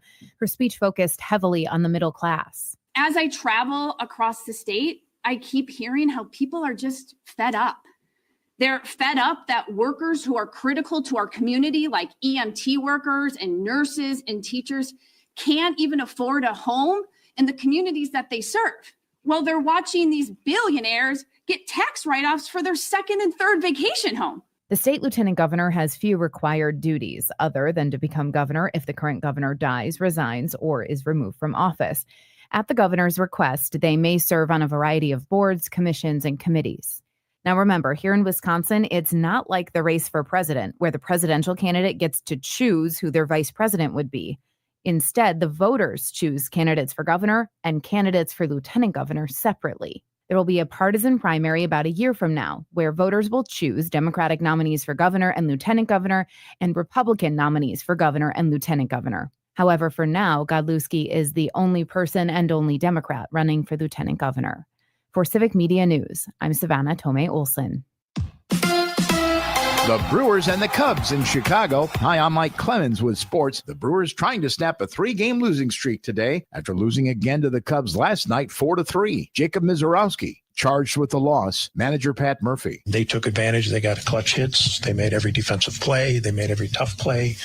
We hit a lot of balls on the nose right at people. That's just the way it is. That's baseball. Christian Yelich says it's not if you lose, but how you lose. You know, if we were doing a bunch of stuff wrong, if we weren't competing the right way, if you're feeling sorry for yourself, that's one thing. If you're competing really hard and you're fighting and you're putting good swings on balls, and you're doing the things that you need to be doing, then you still lose. That's the sport, right? A lot of things in baseball are out of your control. NBA, the Bucks have signed Amir Coffey to a 1-year contract. He played for Doc Rivers during his 6 seasons with the Clippers. The Packers host the Seattle Seahawks Saturday at 3 in their final preseason game. The two teams holding a joint practice session today. With sports, I'm Mike Clemens. As Wisconsin is saying the word bag instead of bag. This is the Civic Media Radio Network. It is going to be partly cloudy today. Our high right around 78 this afternoon. Tonight, partly cloudy. We're going to drop into the upper 50s to low 60s for an overnight low. Tomorrow, lots and lots of sunshine with a high in the upper 70s to low 80s. I'm meteorologist Sean Cable. Outside now, it's 61.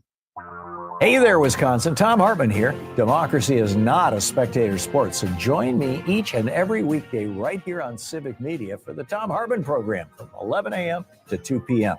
Covering the news of the day and sharing ways for you to get off the sidelines and get active in your community, because change starts with you. Get involved and tune in to the Tom Hartman program Monday through Friday from 11 a.m. to 2 p.m. right here on your local Civic Media radio station.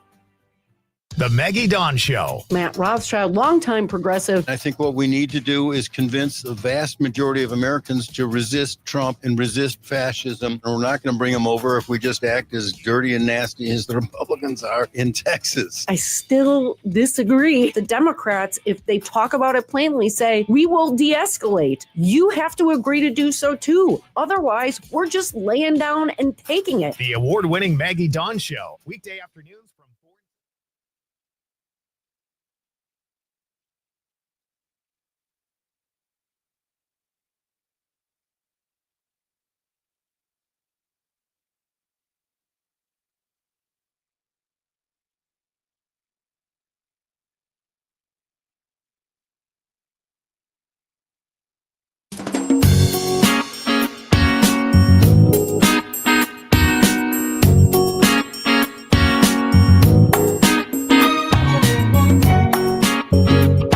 Live across Wisconsin on Civic Media, you're listening to Mornings with Pat Kreitlow, powered by Up North News.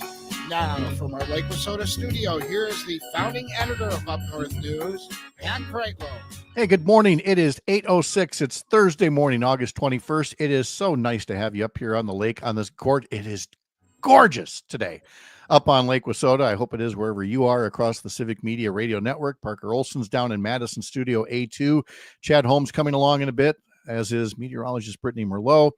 Sean O'Malley will be here to talk about your money and the markets and the price that you are paying. You are paying this price right now for Trump's trade war. We'll talk about the latest on that. Joe Zepecki joining us in our next half hour as well. And we will try to will the Milwaukee Brewers on to victory after losing now 3 games on a road to the Cubs.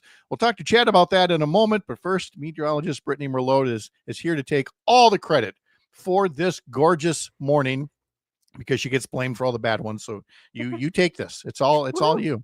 I Yeah. was going to say, some people are shaking their head like, Pat, wait, we have fog. What are you talking about? It's Oh gorgeous no, right now. but we got none of that here, and so I hope everybody else is going to get this kind of sunshine, the kind of sunshine that isn't once the fog lifts and there's no wildfire smoke and there's no like severe thunderstorm on the horizon, about to strike us. We just get a classic, beautiful summer day before high school football weather comes in for a little visit, which is fine because the season starts tonight. So it seems appropriate. The timing is perfect, right? Yeah, So right. Mother Nature is on it right now. Patchy dense fog in places. It's already starting to clear off. It'll be gone within the next hour. More and more sunshine all throughout the state today. It's going to be a partly sunny day. Temperatures are at about 50 degrees up north and 70 degrees down south, but we're all going to make it to the mid to upper 70s today. So feeling fantastic, still hanging on to some summery weather. We put those temperatures on repeat again tomorrow, flirting with the about 80 degrees or so. But what's going to happen is later tonight, a few clouds are going to start to push in far north by Lake Superior. We're all going to get cloudy by tomorrow because a cold front is marching through the state, and it is going to spark some showers and storms far northwest, where you could see up to a half an inch to an inch of rainfall tomorrow morning. And then as the front works through the middle part of the state tomorrow afternoon, it starts to fizzle out. So some scattered showers, light sprinkles. And as it continues to work its way south through the state through Saturday morning is the latest it'll linger. Areas south towards Milwaukee and Madison, just getting a few sprinkles, just a trace of rain as that pushes through. But behind it, yes, that football weather, that fall feel, those temperatures in the 60s statewide on Saturday. And we are looking at some 50s throughout the state for highs on Sunday. And with that such crisp, cool air and feisty northwest winds across Lake Superior, it is going to spark some scattered showers as we go into Sunday to close out the weekend. And some of those can make it through the rest of the state as well. But as we go into Monday, still staying refreshing, crisp and cool. Well, which is is all fine, except for those folks who did not go tent camping last weekend because of the rain. And now, what are we talking about? We're talking about these 60s, 50s for highs. What are we talking about for lows? Oh, yeah. So that's going to be down into the 40s, potentially upper 30s far north. Depends where you're going to be. I mean, some of those cranberry marshes, if they're you're looking at freezing. So they're worried this weekend. Yeah. This is, I mean, anybody that's tent camping this weekend is like, am I a deer camp? Do we have to get up to get that bundled up for it? But again, you get it all in Wisconsin. And if you're doing your outdoor activities, especially camping, all you can do is monitor and adjust, right? I think it's perfect. It's when you actually need that bonfire to keep you warm. I love it. That's true. There is nothing like a good campfire. Brittany, thank you so much. Hope you have a wonderful day. You too. Thanks. All right. Let's talk to Chad Holmes now from 98.9 WXCO in Wausau. You can hear his local reports there. And of course, through the Civic Media app, follow him on Facebook. But let's not kid ourselves. We know what Chad is doing from basically this moment onward. Is he lives, breathes, eats, sleeps, everything high school football, because it is off and running tonight. Mr. Holmes, how are you? Do you have that first day of school, first day of football season excitement? I was talking to one of the assistant coaches at practice last night, and I said, it's Christmas Eve. It was Christmas Eve last night. It's Christmas morning today. Yeah, but instead of Christmas being the best in the morning, we open the presents. They'll be best when the lights get turned on this evening for our first broadcast and first game over at Tom Field. That's right. Have you tallied up like either how many high school football games you do in a typical season, or just how many high school sports overall during a school year? I usually did it, but last year when we got done with our year, I decided I'm going to go back and count just for my own interest, because I'd seen it was brought up because late in the hockey season, I saw a note, one of the national broadcasters had hit 1,000 national broadcasts. I thought, that's Chad's December. No. But I thought I had never, and I've always kicked myself for not keeping track. Like, I know that you always know exactly how many shows you've done. You've said this, like, exactly. I do number the shows. Yes. I think is great, but I've never done anything like that. But I went back and I counted last year, the school year, the 2024-2025 school year, and I ended up doing 124 high school broadcasts for that. 124. That's amazing. It was a busy year. Yeah. Tonight is number one, so I'm gonna try to keep track now. One. That's okay. Are there teams that you are looking at with particular interest, that they either repeat something big that they did last year, or that they've had some big turnover or anything like that? Well, I think all the teams that we are covering here during the football season all have, I think they were all in the playoffs last year, so it was obviously a good year in that respect. All three, though, lost in the first round of the playoffs, and I think for all three, there are hopes and expectations of, at the very least, getting back to the postseason, but trying to take that next step. And sometimes that is the hardest part, is taking a step from competitive to playoffs, but then from playoffs to making a deep run. And I think it's always unknown with high school sports, because there's always turnover. There's always a number of kids who graduate, and a lot of spots that are filled in. There are some kids that you saw last season but are going to step into bigger roles, and then there are kids that you haven't seen at all. So who are going to be the surprises? Are there going to be somebody that steps up that, like, I've never seen that name, what's the pronunciation of this name? It's like, but no, there's high school sports. There are certain programs that are always really good, and then there's, I think, the ebbs and flows. And I think for our area, it's been a lot of ebbs and flows. And I told somebody the other day, whether it was, we were talking about Badger football, actually, and I said the same thing for high school sports, and you can talk about the Packers as well. If in August you are not optimistic, there's something wrong with you. It's sort of like spring training in February and March. If you don't think that your baseball team is going to have a great year, it's like, what's the point? Right. Now, if there were a way that people could just follow all these things that you do, there is for 2 hours every Wednesday, right? Yeah. which I love doing. I mean, I gotta say, it's so much fun. We have the big high school sports show because it's big. We have 2 hours where we focus on it's not just Wausau, it's Central Wisconsin. We look at the Wisconsin Valley Conference, Great Northern Conference, Central Wisconsin Conference. During the fall, 8-player football. So we go over the action. We look ahead to the big games coming up this weekend. We always have a coach guest and a student athlete guest. And last night was our first show of the season, and had the new head football coach at Wisconsin Rapids join us. And we also had a senior student athlete from DC Everest who came in the studio. And it's always fun, especially with the kids, because so often this is the first time for these kids that they actually sit down for a long form interview. And so often they'll come in nervous because it's something new, but it's the fun part is where they loosen up and we talk about not just what they're doing on the field, but we talk about favorite classes, what they like to do outside of academics and sports. It gives me information on what those kids are up to these days, and it's really a lot of fun. And we sit down for like 20 minutes with these young people and have those discussions, and we also delve in with the coaches. And I love doing that. It gets me away from the political stuff, and that's a whole lot of fun. Yeah, and then it's not just sports there, of course, at WXCO. You've got the morning report, and I'm noting here that was the day before yesterday. You were talking to Christine Daniels of Wausau Sustainability, Energy, and Environment, and Jordan Kaiser from Northwind Solar. So again, it's not all politics. There's a good discussion to be held about sustainability and the whole new generation of clean energy that you can put into the Wausau infrastructure. And one reason we had that discussion is, and so much of the time being spent by both, I think, politicians and those people that cover politics and issues is trying to clear up misconceptions. And I popped up on Facebook last week and I saw a posting from a well-known weather person in our community, somebody that you'll see every night.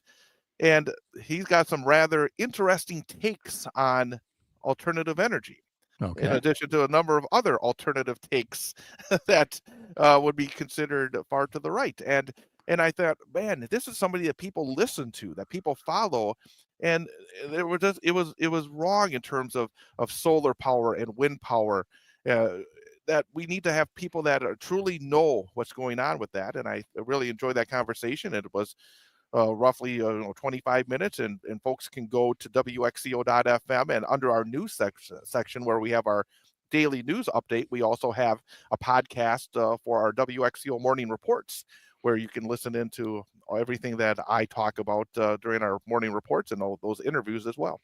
I'm really glad that you brought up the website WXCO.FM, because most of the time, and rightly so, we talked about civic media and going to civicmedia.us, which is the umbrella site for the radio folks, and you can click on stations and find the station that way, and it'll take you to the individual page. And one time I accidentally put in WXCO.com. Don't do that. It's not going to get you there. I got a funny story real quick. Yeah, go ahead. I ordered a brand new banner, a beautiful banner, to take out for my games. And I got the original artwork because I dealt with somebody that was going to put it all together, and it said, and we had the big logo and everything, and at the bottom it said www.wxco.com. And I said, no, that's not correct. And we got the artwork fixed up. www.wxco.fm. Well, yesterday I got the banner. Okay. Look at it, and it says WXCO.com. Oh no. It's such a beautiful banner. Such a beautiful banner. It's got the wrong website. I guess I'm still a little surprised that we still have this old .com, .org, .fm, .tv, and it's a way for people to have like the same. It's like having the same phone number but a different area code. I mean, I get it, but there's still a lot of confusion that comes along with it. So I just wanted to take a moment to clarify that WXCO.fm is how you can do it, or of course just civic media overall. I'm going to get my marker out and try to. Hey, if the president can do it with a Sharpie on a hurricane map, you just do the same thing. That is standard practice now. Chad Holmes, follow him at 98.9 WXCO or WXCO.FM. There you go. Thank you, Chad, and Thank you, Pat. have fun. I'm very happy for him. It's like you said, Christmas Eve. It's time.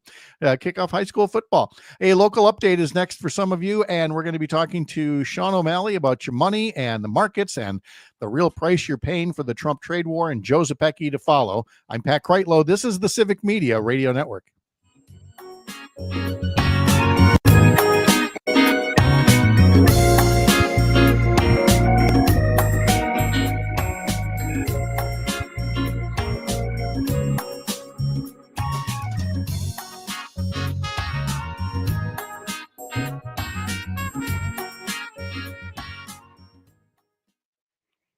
All right. Where are you at today, Mr. O'Malley? At the Hudson House. The Hudson House. Okay. Good deal. Which actually used to be a restaurant and hotel here, but they tore it down to make way for Festival Foods. Oh, okay. Was last weekend the North Hudson Pepper Festival? It was okay. indeed. It was a bit of a wet one, but people were out and enjoying nonetheless. Okay. I didn't mention by name, but mentioned I might have known some people who were in the court once upon a time for the Pepper Festival. Yes, I think. Well, we probably both did. Yeah. All of them were the same names. I'm pretty sure, but I couldn't keep track of who was what where, but I wouldn't have known about the Pepper Fest at all were it not for that.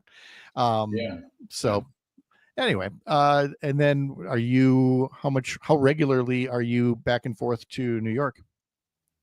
Oh God! Well, funny you mentioned that. I just got drafted to head back in 2 weeks, I think. Okay. So, but the plan is to fly out Wednesday, so Thursday morning's session will be. Oh, that's that one we're going to pre-tape. Right? No, that's the one after. Oh, okay. The one that we're going to pre-tape is Labor Day week, and it's the week after. So I guess 3 weeks maybe. The one after Labor Day week, that's right then. I'm out in New York. Gotcha. Okay. All right. Well, like always, just keep me up to date, and Yep. we'll get her taken care of. All right. Let's see. Let me get to your list here. There we go. Okay. Yeah. Impacts of the dollar being down, the bifurcated economy with Meredith Whitney's new forecast. Yep. All right. Good. And we're all set. We'll get going in 30 seconds. All right.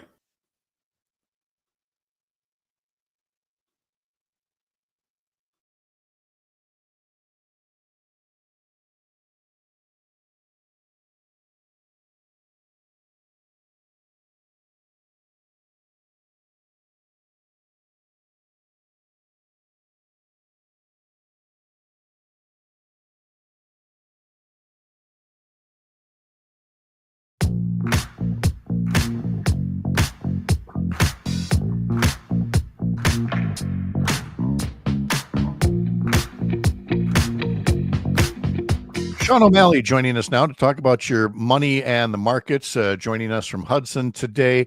And Sean, I know we're going to get into the dollar and the trade war and everything else, especially companies that have had to raise their prices because of the Trump tariffs. But among those companies is one, I want to start with this.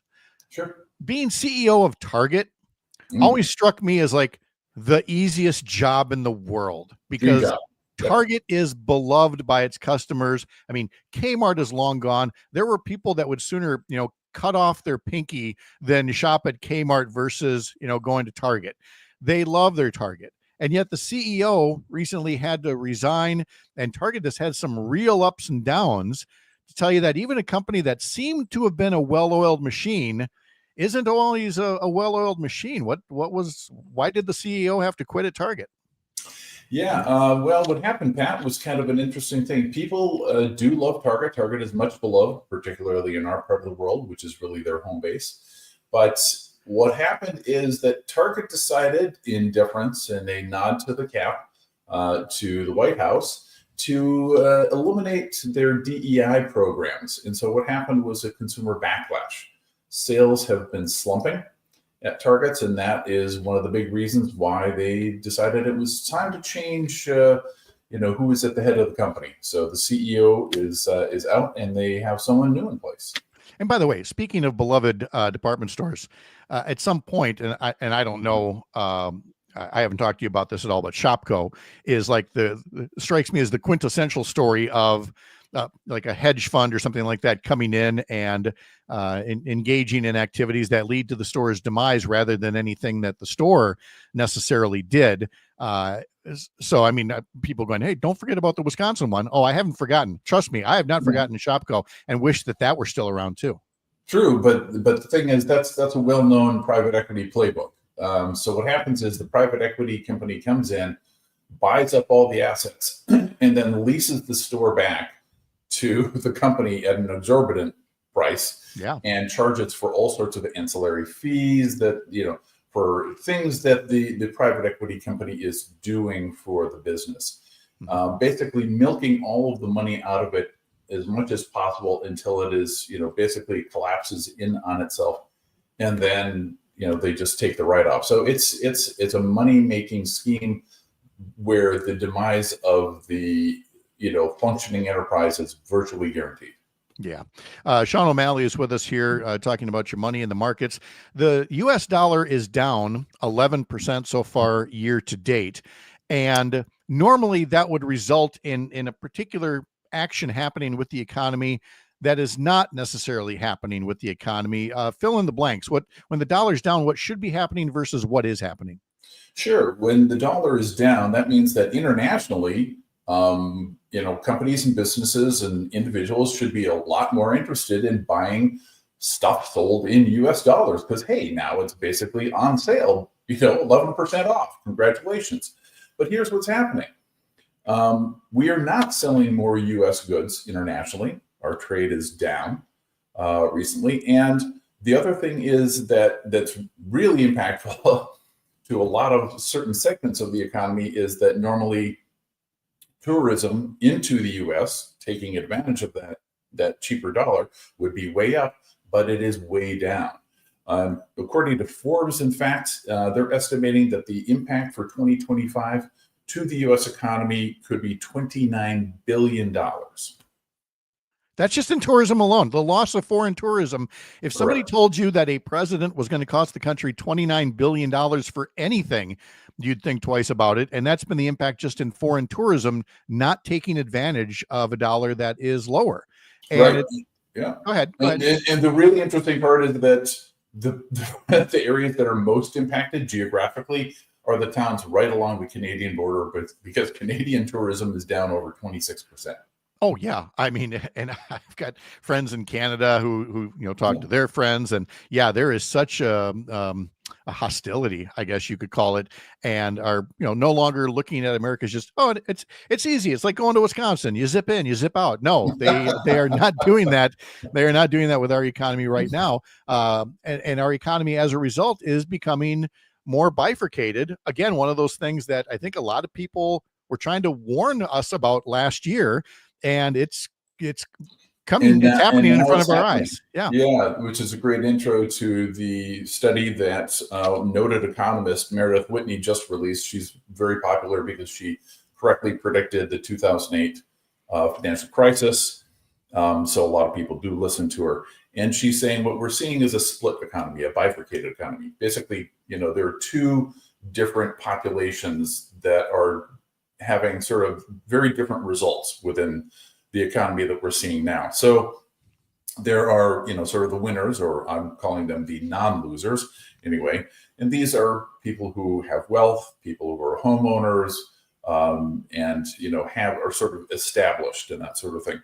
The people who are paying, the people who are losing are renters, new college grads. A lot of them are finding it very difficult to find entry-level jobs because a lot of those jobs have gone away, partially due to AI replacement and partially just due to uncertainty in the economy where businesses don't feel comfortable saying, yeah, let's have that internship program this summer and let's hire a bunch of, new first years. They're like, we don't know what's going to be happening. We don't want to spend that money unless we know that it's going to be money well spent. And of course, as we noted with the tourism down, the hospitality and tourism industries are down significantly as well. Yeah.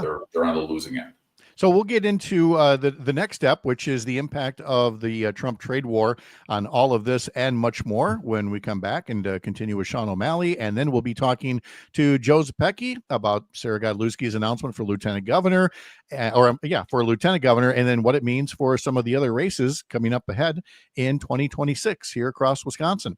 I'm Pat Kreitlow from Up North News. Follow us at upnorthnewswi.com. Sign up for our newsletters there. And of course, here, mornings powered by Up North News on the Civic Media Radio Network.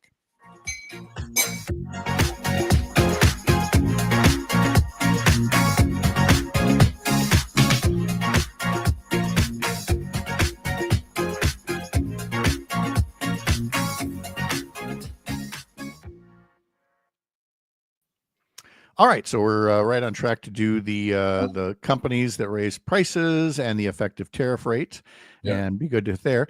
While I've got you, because this segment seems to be working very nicely, and you seem to be enjoying it, I wanted to see if we can talk to you about having you use a microphone instead of your computer's microphone. And so if we sent you, oh, hi there, what have you got there? Wait a minute. Bring that bad boy in. What do we got there? Oh, so see if I can get it on camera fairly well. Yeah. Are you? This has been available for a while. Sometimes when I'm traveling, obviously I can't bring it with. I think the TSA would immediately start screaming at me like, "What the hell is this? Oh my God, you're bringing weapons!" Like, no, it's just a microphone. So we'll bring that thing. Have you got the input for it right now? Can we test it? Yeah, it's plugged in right now. Get really close to it there for a second. Okay. I mean, I've got the screen up. I can try to get a little closer to it. Okay. So how about this? I'm still not sure if it's the mic or the computer mic. I got to tap the microphone for a second, would you? I guess that's it. I think it's because the room is rather echoey. Yep. But okay, well, I guess what I'd say is let's just get that bad boy good and close to you then, and let's try to cut out some of that echo. Well, and I can get rid of the filter if we need to, and I can put it on. Oh my God! Oh, hey, there we go. All right, there we go. See, now this is on par with Zepecki over. Zepecki's got this great microphone. Okay, now, without the screen, I'm fine to have it, right here, and it kind of looks appropriate. Oh, that's okay. And I know that the screen makes it, less likely to pop your peas and things like that. There's times I feel like I should have my screen back on, but the trade-off in clarity and visibility is just really Well, I guess what I didn't realize is that it's more one-sided. It's it's omnidirectional or gotcha. So this is the better pickup side. I saw your reaction the minute I turned it around. I'm like, okay, yes, that took a nanosecond to figure out. That's what we got going. Okay, and is it plugged directly into the computer, or does it go into directly into the computer? Okay, all right. Wired connection. So I'd say to the degree that you can drop that into your check bag or put it on or get it looks like it's on an arm right now, kind of like this one, right? Yeah, it is on an arm. If the one thing, if you were able to just unscrew the microphone and put it on a stationary stand for when you're traveling, that would be awesome. I know you got a million other things to think about, but Joe, is your mic right in front of you there? It's not? Okay. No, don't go through the work. Poor Joe. Joe's had to go through heck to get that microphone that sounds good, but sometimes his computer doesn't want to recognize it, or StreamYard or something. But anyway, he's and I'm not hearing you right now because you're on mute. But again, it's such a, and then he's got this camera that follows him, which is really it's modern and fun and chic. Here's my secret. I've been using my iPad, mm-hmm. and you have not called me out for lower sound quality. Well, because you've been through so much, I didn't want to exacerbate things for you. Okay. All right. Well, we'll deal with you later. But now that we know that Sean's got a mic, now that I know, I mean, I should have had this thing pointed the other direction the whole time. But hey, things we learn, Right. All right. Just want to make this clear because eventually Joe Zepecki's going to own his own big time show on TMJ, and then now he's got a new guest that he can talk to who's got his own microphone. So this is awesome. All right, we'll get going in just under a minute.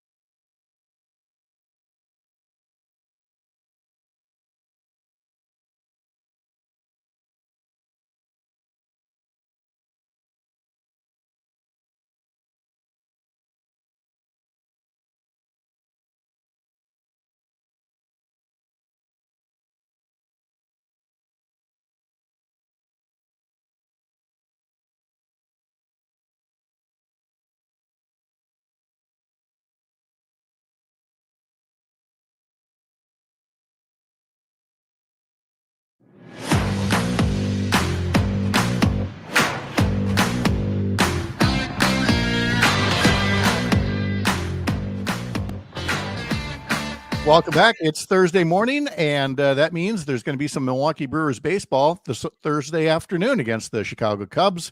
The fifth and final game, 5 games in 4 days at Wrigley Field, 12:45 the pregame on several Civic Media stations. Sean O'Malley is here talking about your money and the markets and the Trump trade war and the price increases that people said were coming. They are coming, and there is a list of what's the latest list you've seen.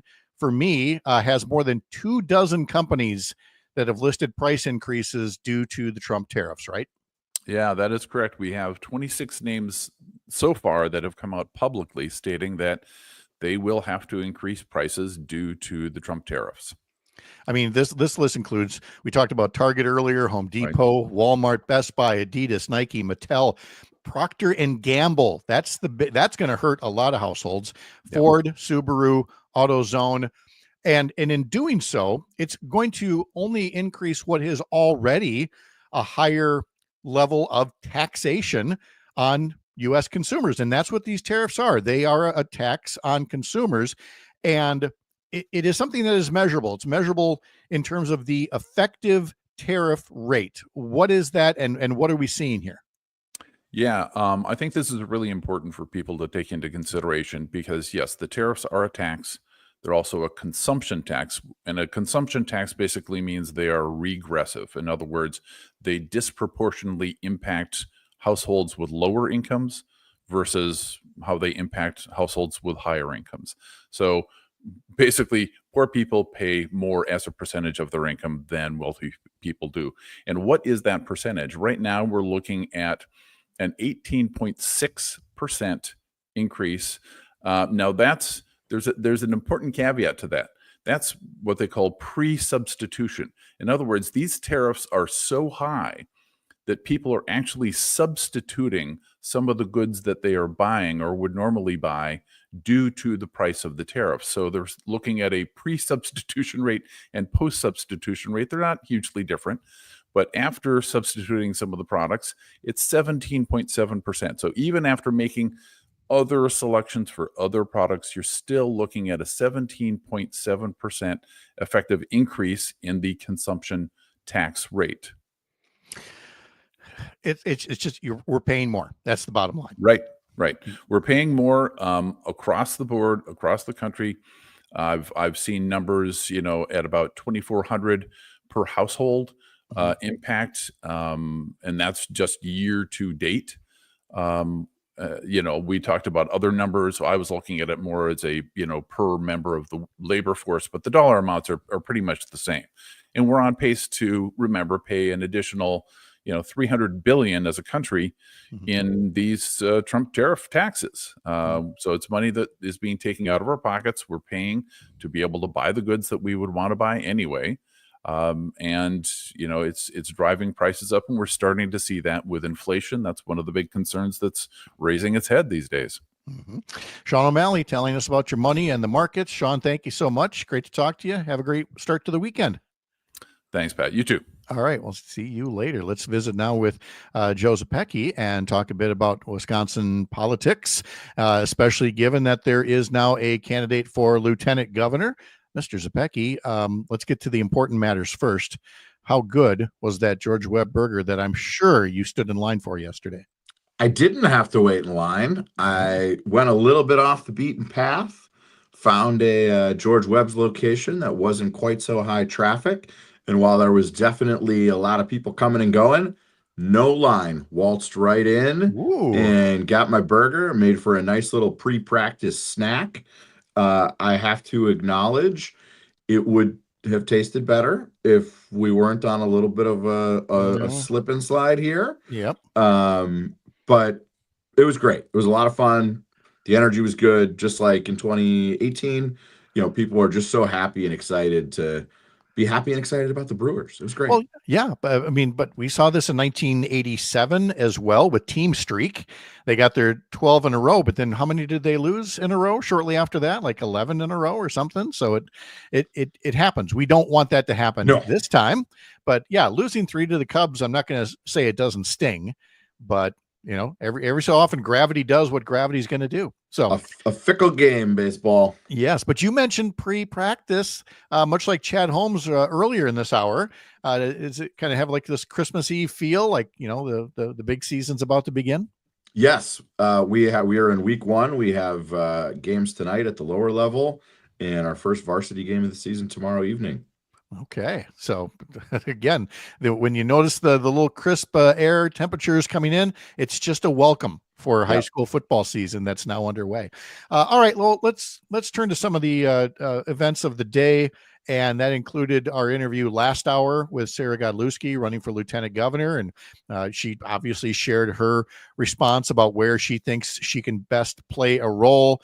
So I don't know if I'm asking about her specifically or her generically, but we always have candidates for lieutenant governor. Why not join the field for the big brass ring? I don't know. I gotta admit, I'm a little perplexed by this. Not just because Sara Godlewski is incredible and certainly could make a run for governor, but I'm also thrown by the timing of a bid for lieutenant governor. My belief is that the lieutenant governor has one job, which is to help our gubernatorial nominee win.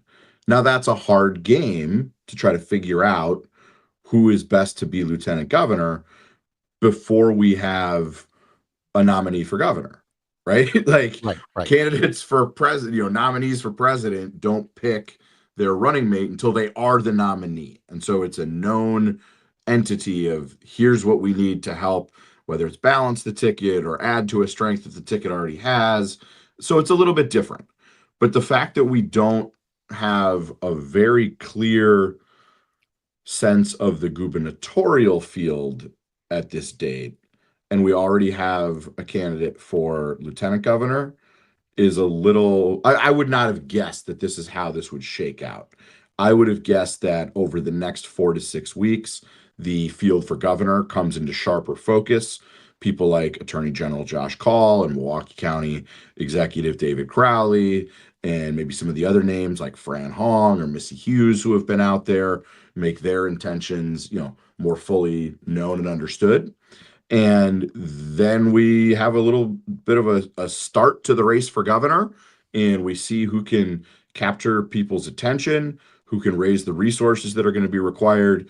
And that first part of next year, we see some folks go, okay, I think I can help whoever emerges or who's most likely to emerge. So I'm a little surprised to see anybody at all running this early. But I certainly think the world of Sara Godlewski. She's fantastic. Well, and again, for folks that missed it earlier, again, you don't run as a ticket. And so you get the running mate that you get once the voters vote in the primary. And so, yeah, the resulting ticket can be, shall we say, unbalanced. You might have 2 people, a governor and a lieutenant governor nominee from Milwaukee or from any given place. Sometimes they're balanced in terms of one's more moderate, the other maybe is a bit more liberal. You run the risk of you've got 2 people that are perceived as, too far to the left for the general election. And so that's the risk that you take when you have a setup the way that we do. And it is just, this is what we have to deal with. We don't have to dwell on it, but there have been gubernatorial nominees not thrilled with who they ended up with as their running mate and their eventual lieutenant governor. It's just part of the process. Yeah, no question. I've got some names for you.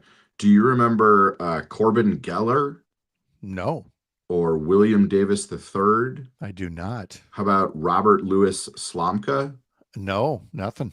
Those were the 3 candidates for lieutenant governor in 2018 who didn't even make it to election day. Oh, okay. So you see, again, it's early, and there's some value in being early, but again, nobody's taking out papers until April 15th. That's when you can start collecting signatures to get on the ballot. You got to turn them in June 1st. So that's when we'll know who actually is going to be on the ballot. But in the meantime, this is what we get is plenty of speculation about who may run, who won't. And so what happens next in the Secretary of State's race? Secretary of State is now going to be an open race. And here's the thing. Sara Godlewski saved that treasurer's position along with many other folks, passing a referendum, saved the office, then served as a treasurer, and then served as Secretary of State.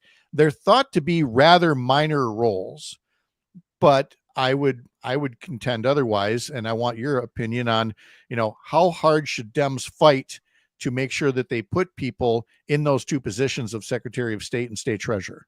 We need good candidates for all of these races, both because they're incredible sort of platforms from which to communicate a message about who the Democrats are and who we're fighting for and what we're doing, and also because there are levers of power within each of those offices. It is also, let's talk specifically about Secretary of State. That office has been stripped of some power over the last 10 plus years or so because Republicans didn't like the people in the office, thought other, parts of the government could do those functions. They've taken some functions away. It is entirely possible, as we've talked about before, that Democrats win the governorship next year and flip both houses of the legislature. And I don't think it's out of the question that some of those powers of the Secretary of State would be restored to that office. And therefore, it is going to be important that Democrats have good candidates for all 5 statewide constitutional offices next year. So let's run through the list. That's governor, lieutenant governor, attorney general, treasurer, and Secretary of State. We got to have a full squad ready to go. And let's say those are opportunities. And if any legislators run for one of those spots, then it opens up opportunities in either the Assembly or State Senate district there. So again, much left to happen here. In the couple of minutes before we have to pause here, I just want your take on the letter that John Shelton and Chris Larson wrote about the qualities they want in the next governor, especially one that is pro-union, and the many groups and individuals that have signed it. Is that a good and valid exercise? Is it a wish list, or are they painting themselves into a corner and will be very uncomfortable to have to accept a nominee who might not adhere to all those things that they're demanding? I think advocacy groups should advocate. That is their job. And part of what is going to happen over the next, we got 9 months, 10 months until the primary, is all of these groups are going to try to push candidates to commit to fighting for their priorities. So this is exactly what is supposed to happen. And we'll see. We might have a field where half of the folks say, absolutely, every single one of these things, check, check, check, I'm for it. And we might have some folks who say, you know what, I can commit to this one, but not that one. And that is how we inform the choice that voters will make.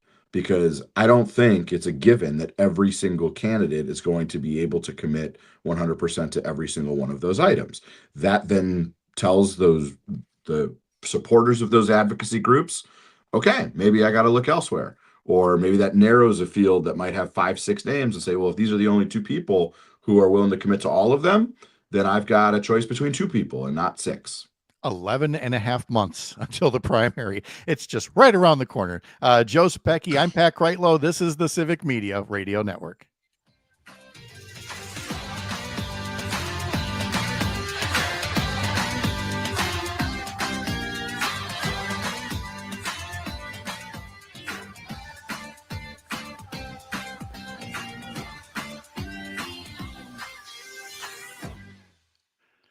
Now, the nice thing is that this will be the last time that we have kind of that awkward bifurcated goodbye, because there's a local cut-in at 8:50. They're getting rid of the local cut-in at 8:50. They're moving it to 6:50. So now we can just go straight through. If you're happy going straight through, if you'd rather wrap these things up at 8:50, I never want you to feel like this is a hostage situation. Never crossed my mind, not even once. Good. Okay. And let's see. Okay, so that's good. And I don't have Kia Vakil tomorrow from Courier Newsroom. So what I'm going to do is, because this is in the local cut-in and not everybody hears it, I'm going to play this one back at 6:30 tomorrow, where I'd normally air Kia. So we're going to do national stuff. Well, first we're going to do the bipartisan group attacking Trump on mail-in voting, and then we're going to go to Texas Dems and go from there. So that's where we're going in 2 minutes and 20 seconds. I'll see you in a bit.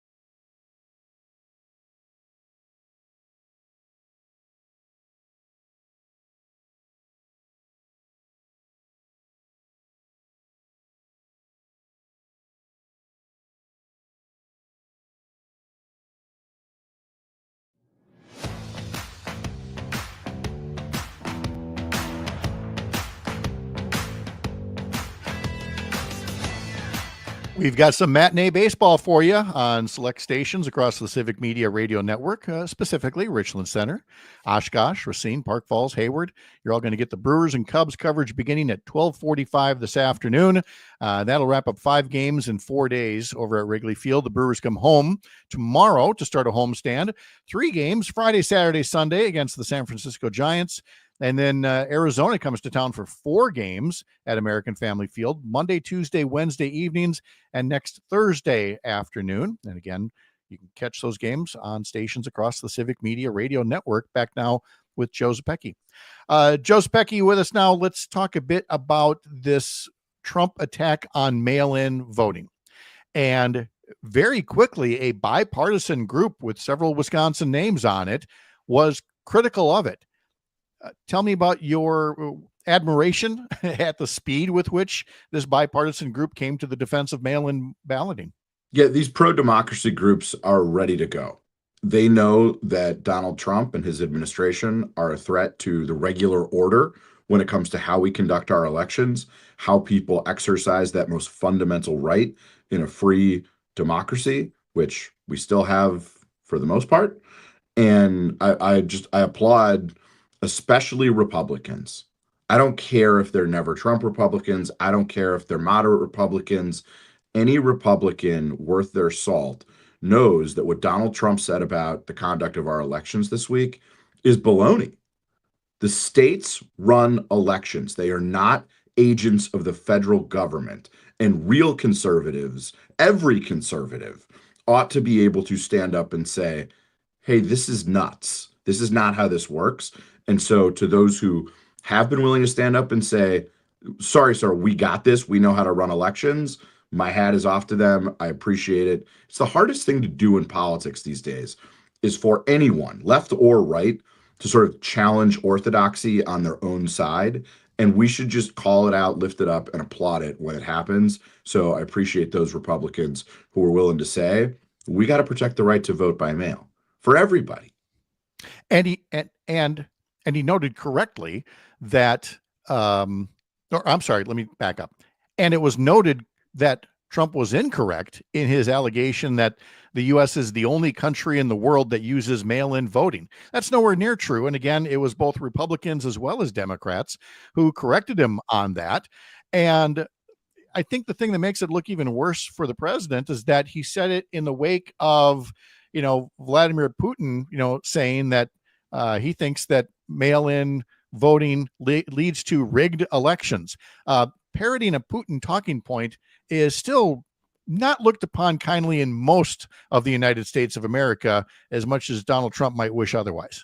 It's nuts, but the book on Trump is clear. He can be won over very easily by flattery and by telling him what he wants to hear. And that, the reality is that for another 3.5 years or so, we're going to have an American president who's a cheap date and is susceptible to flattery. I wish that wasn't the case, but here we are. Exactly. Same.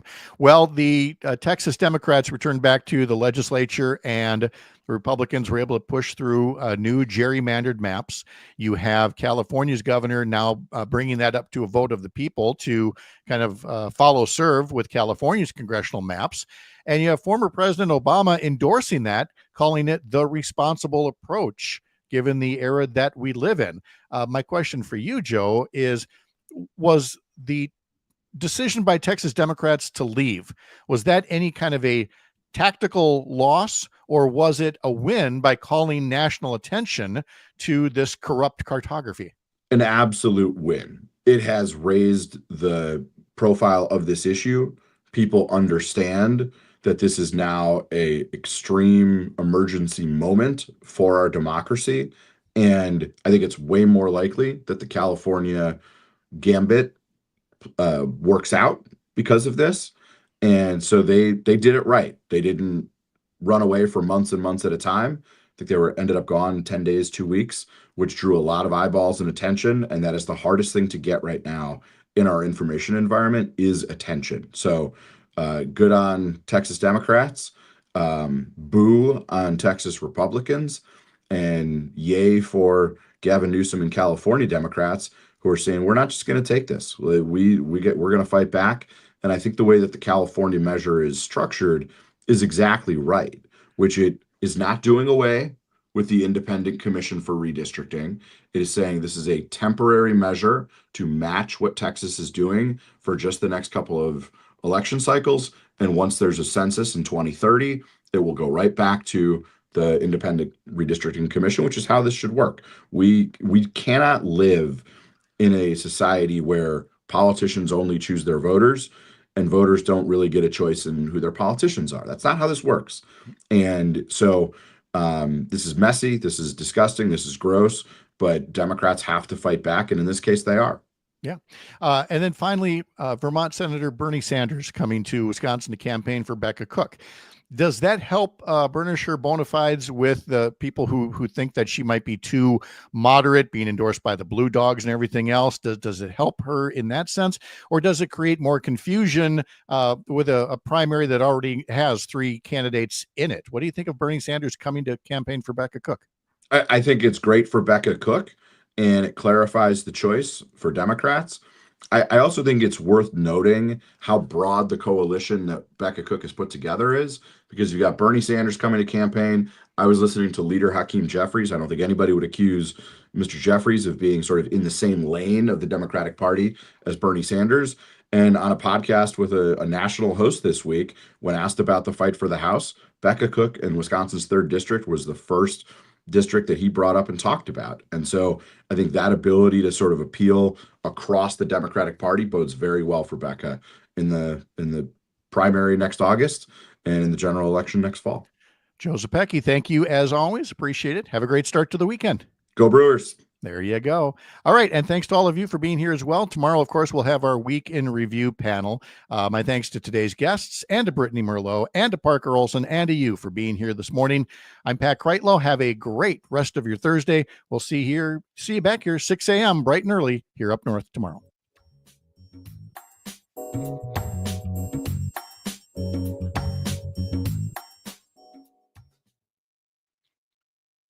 All right. Bye, live streamers.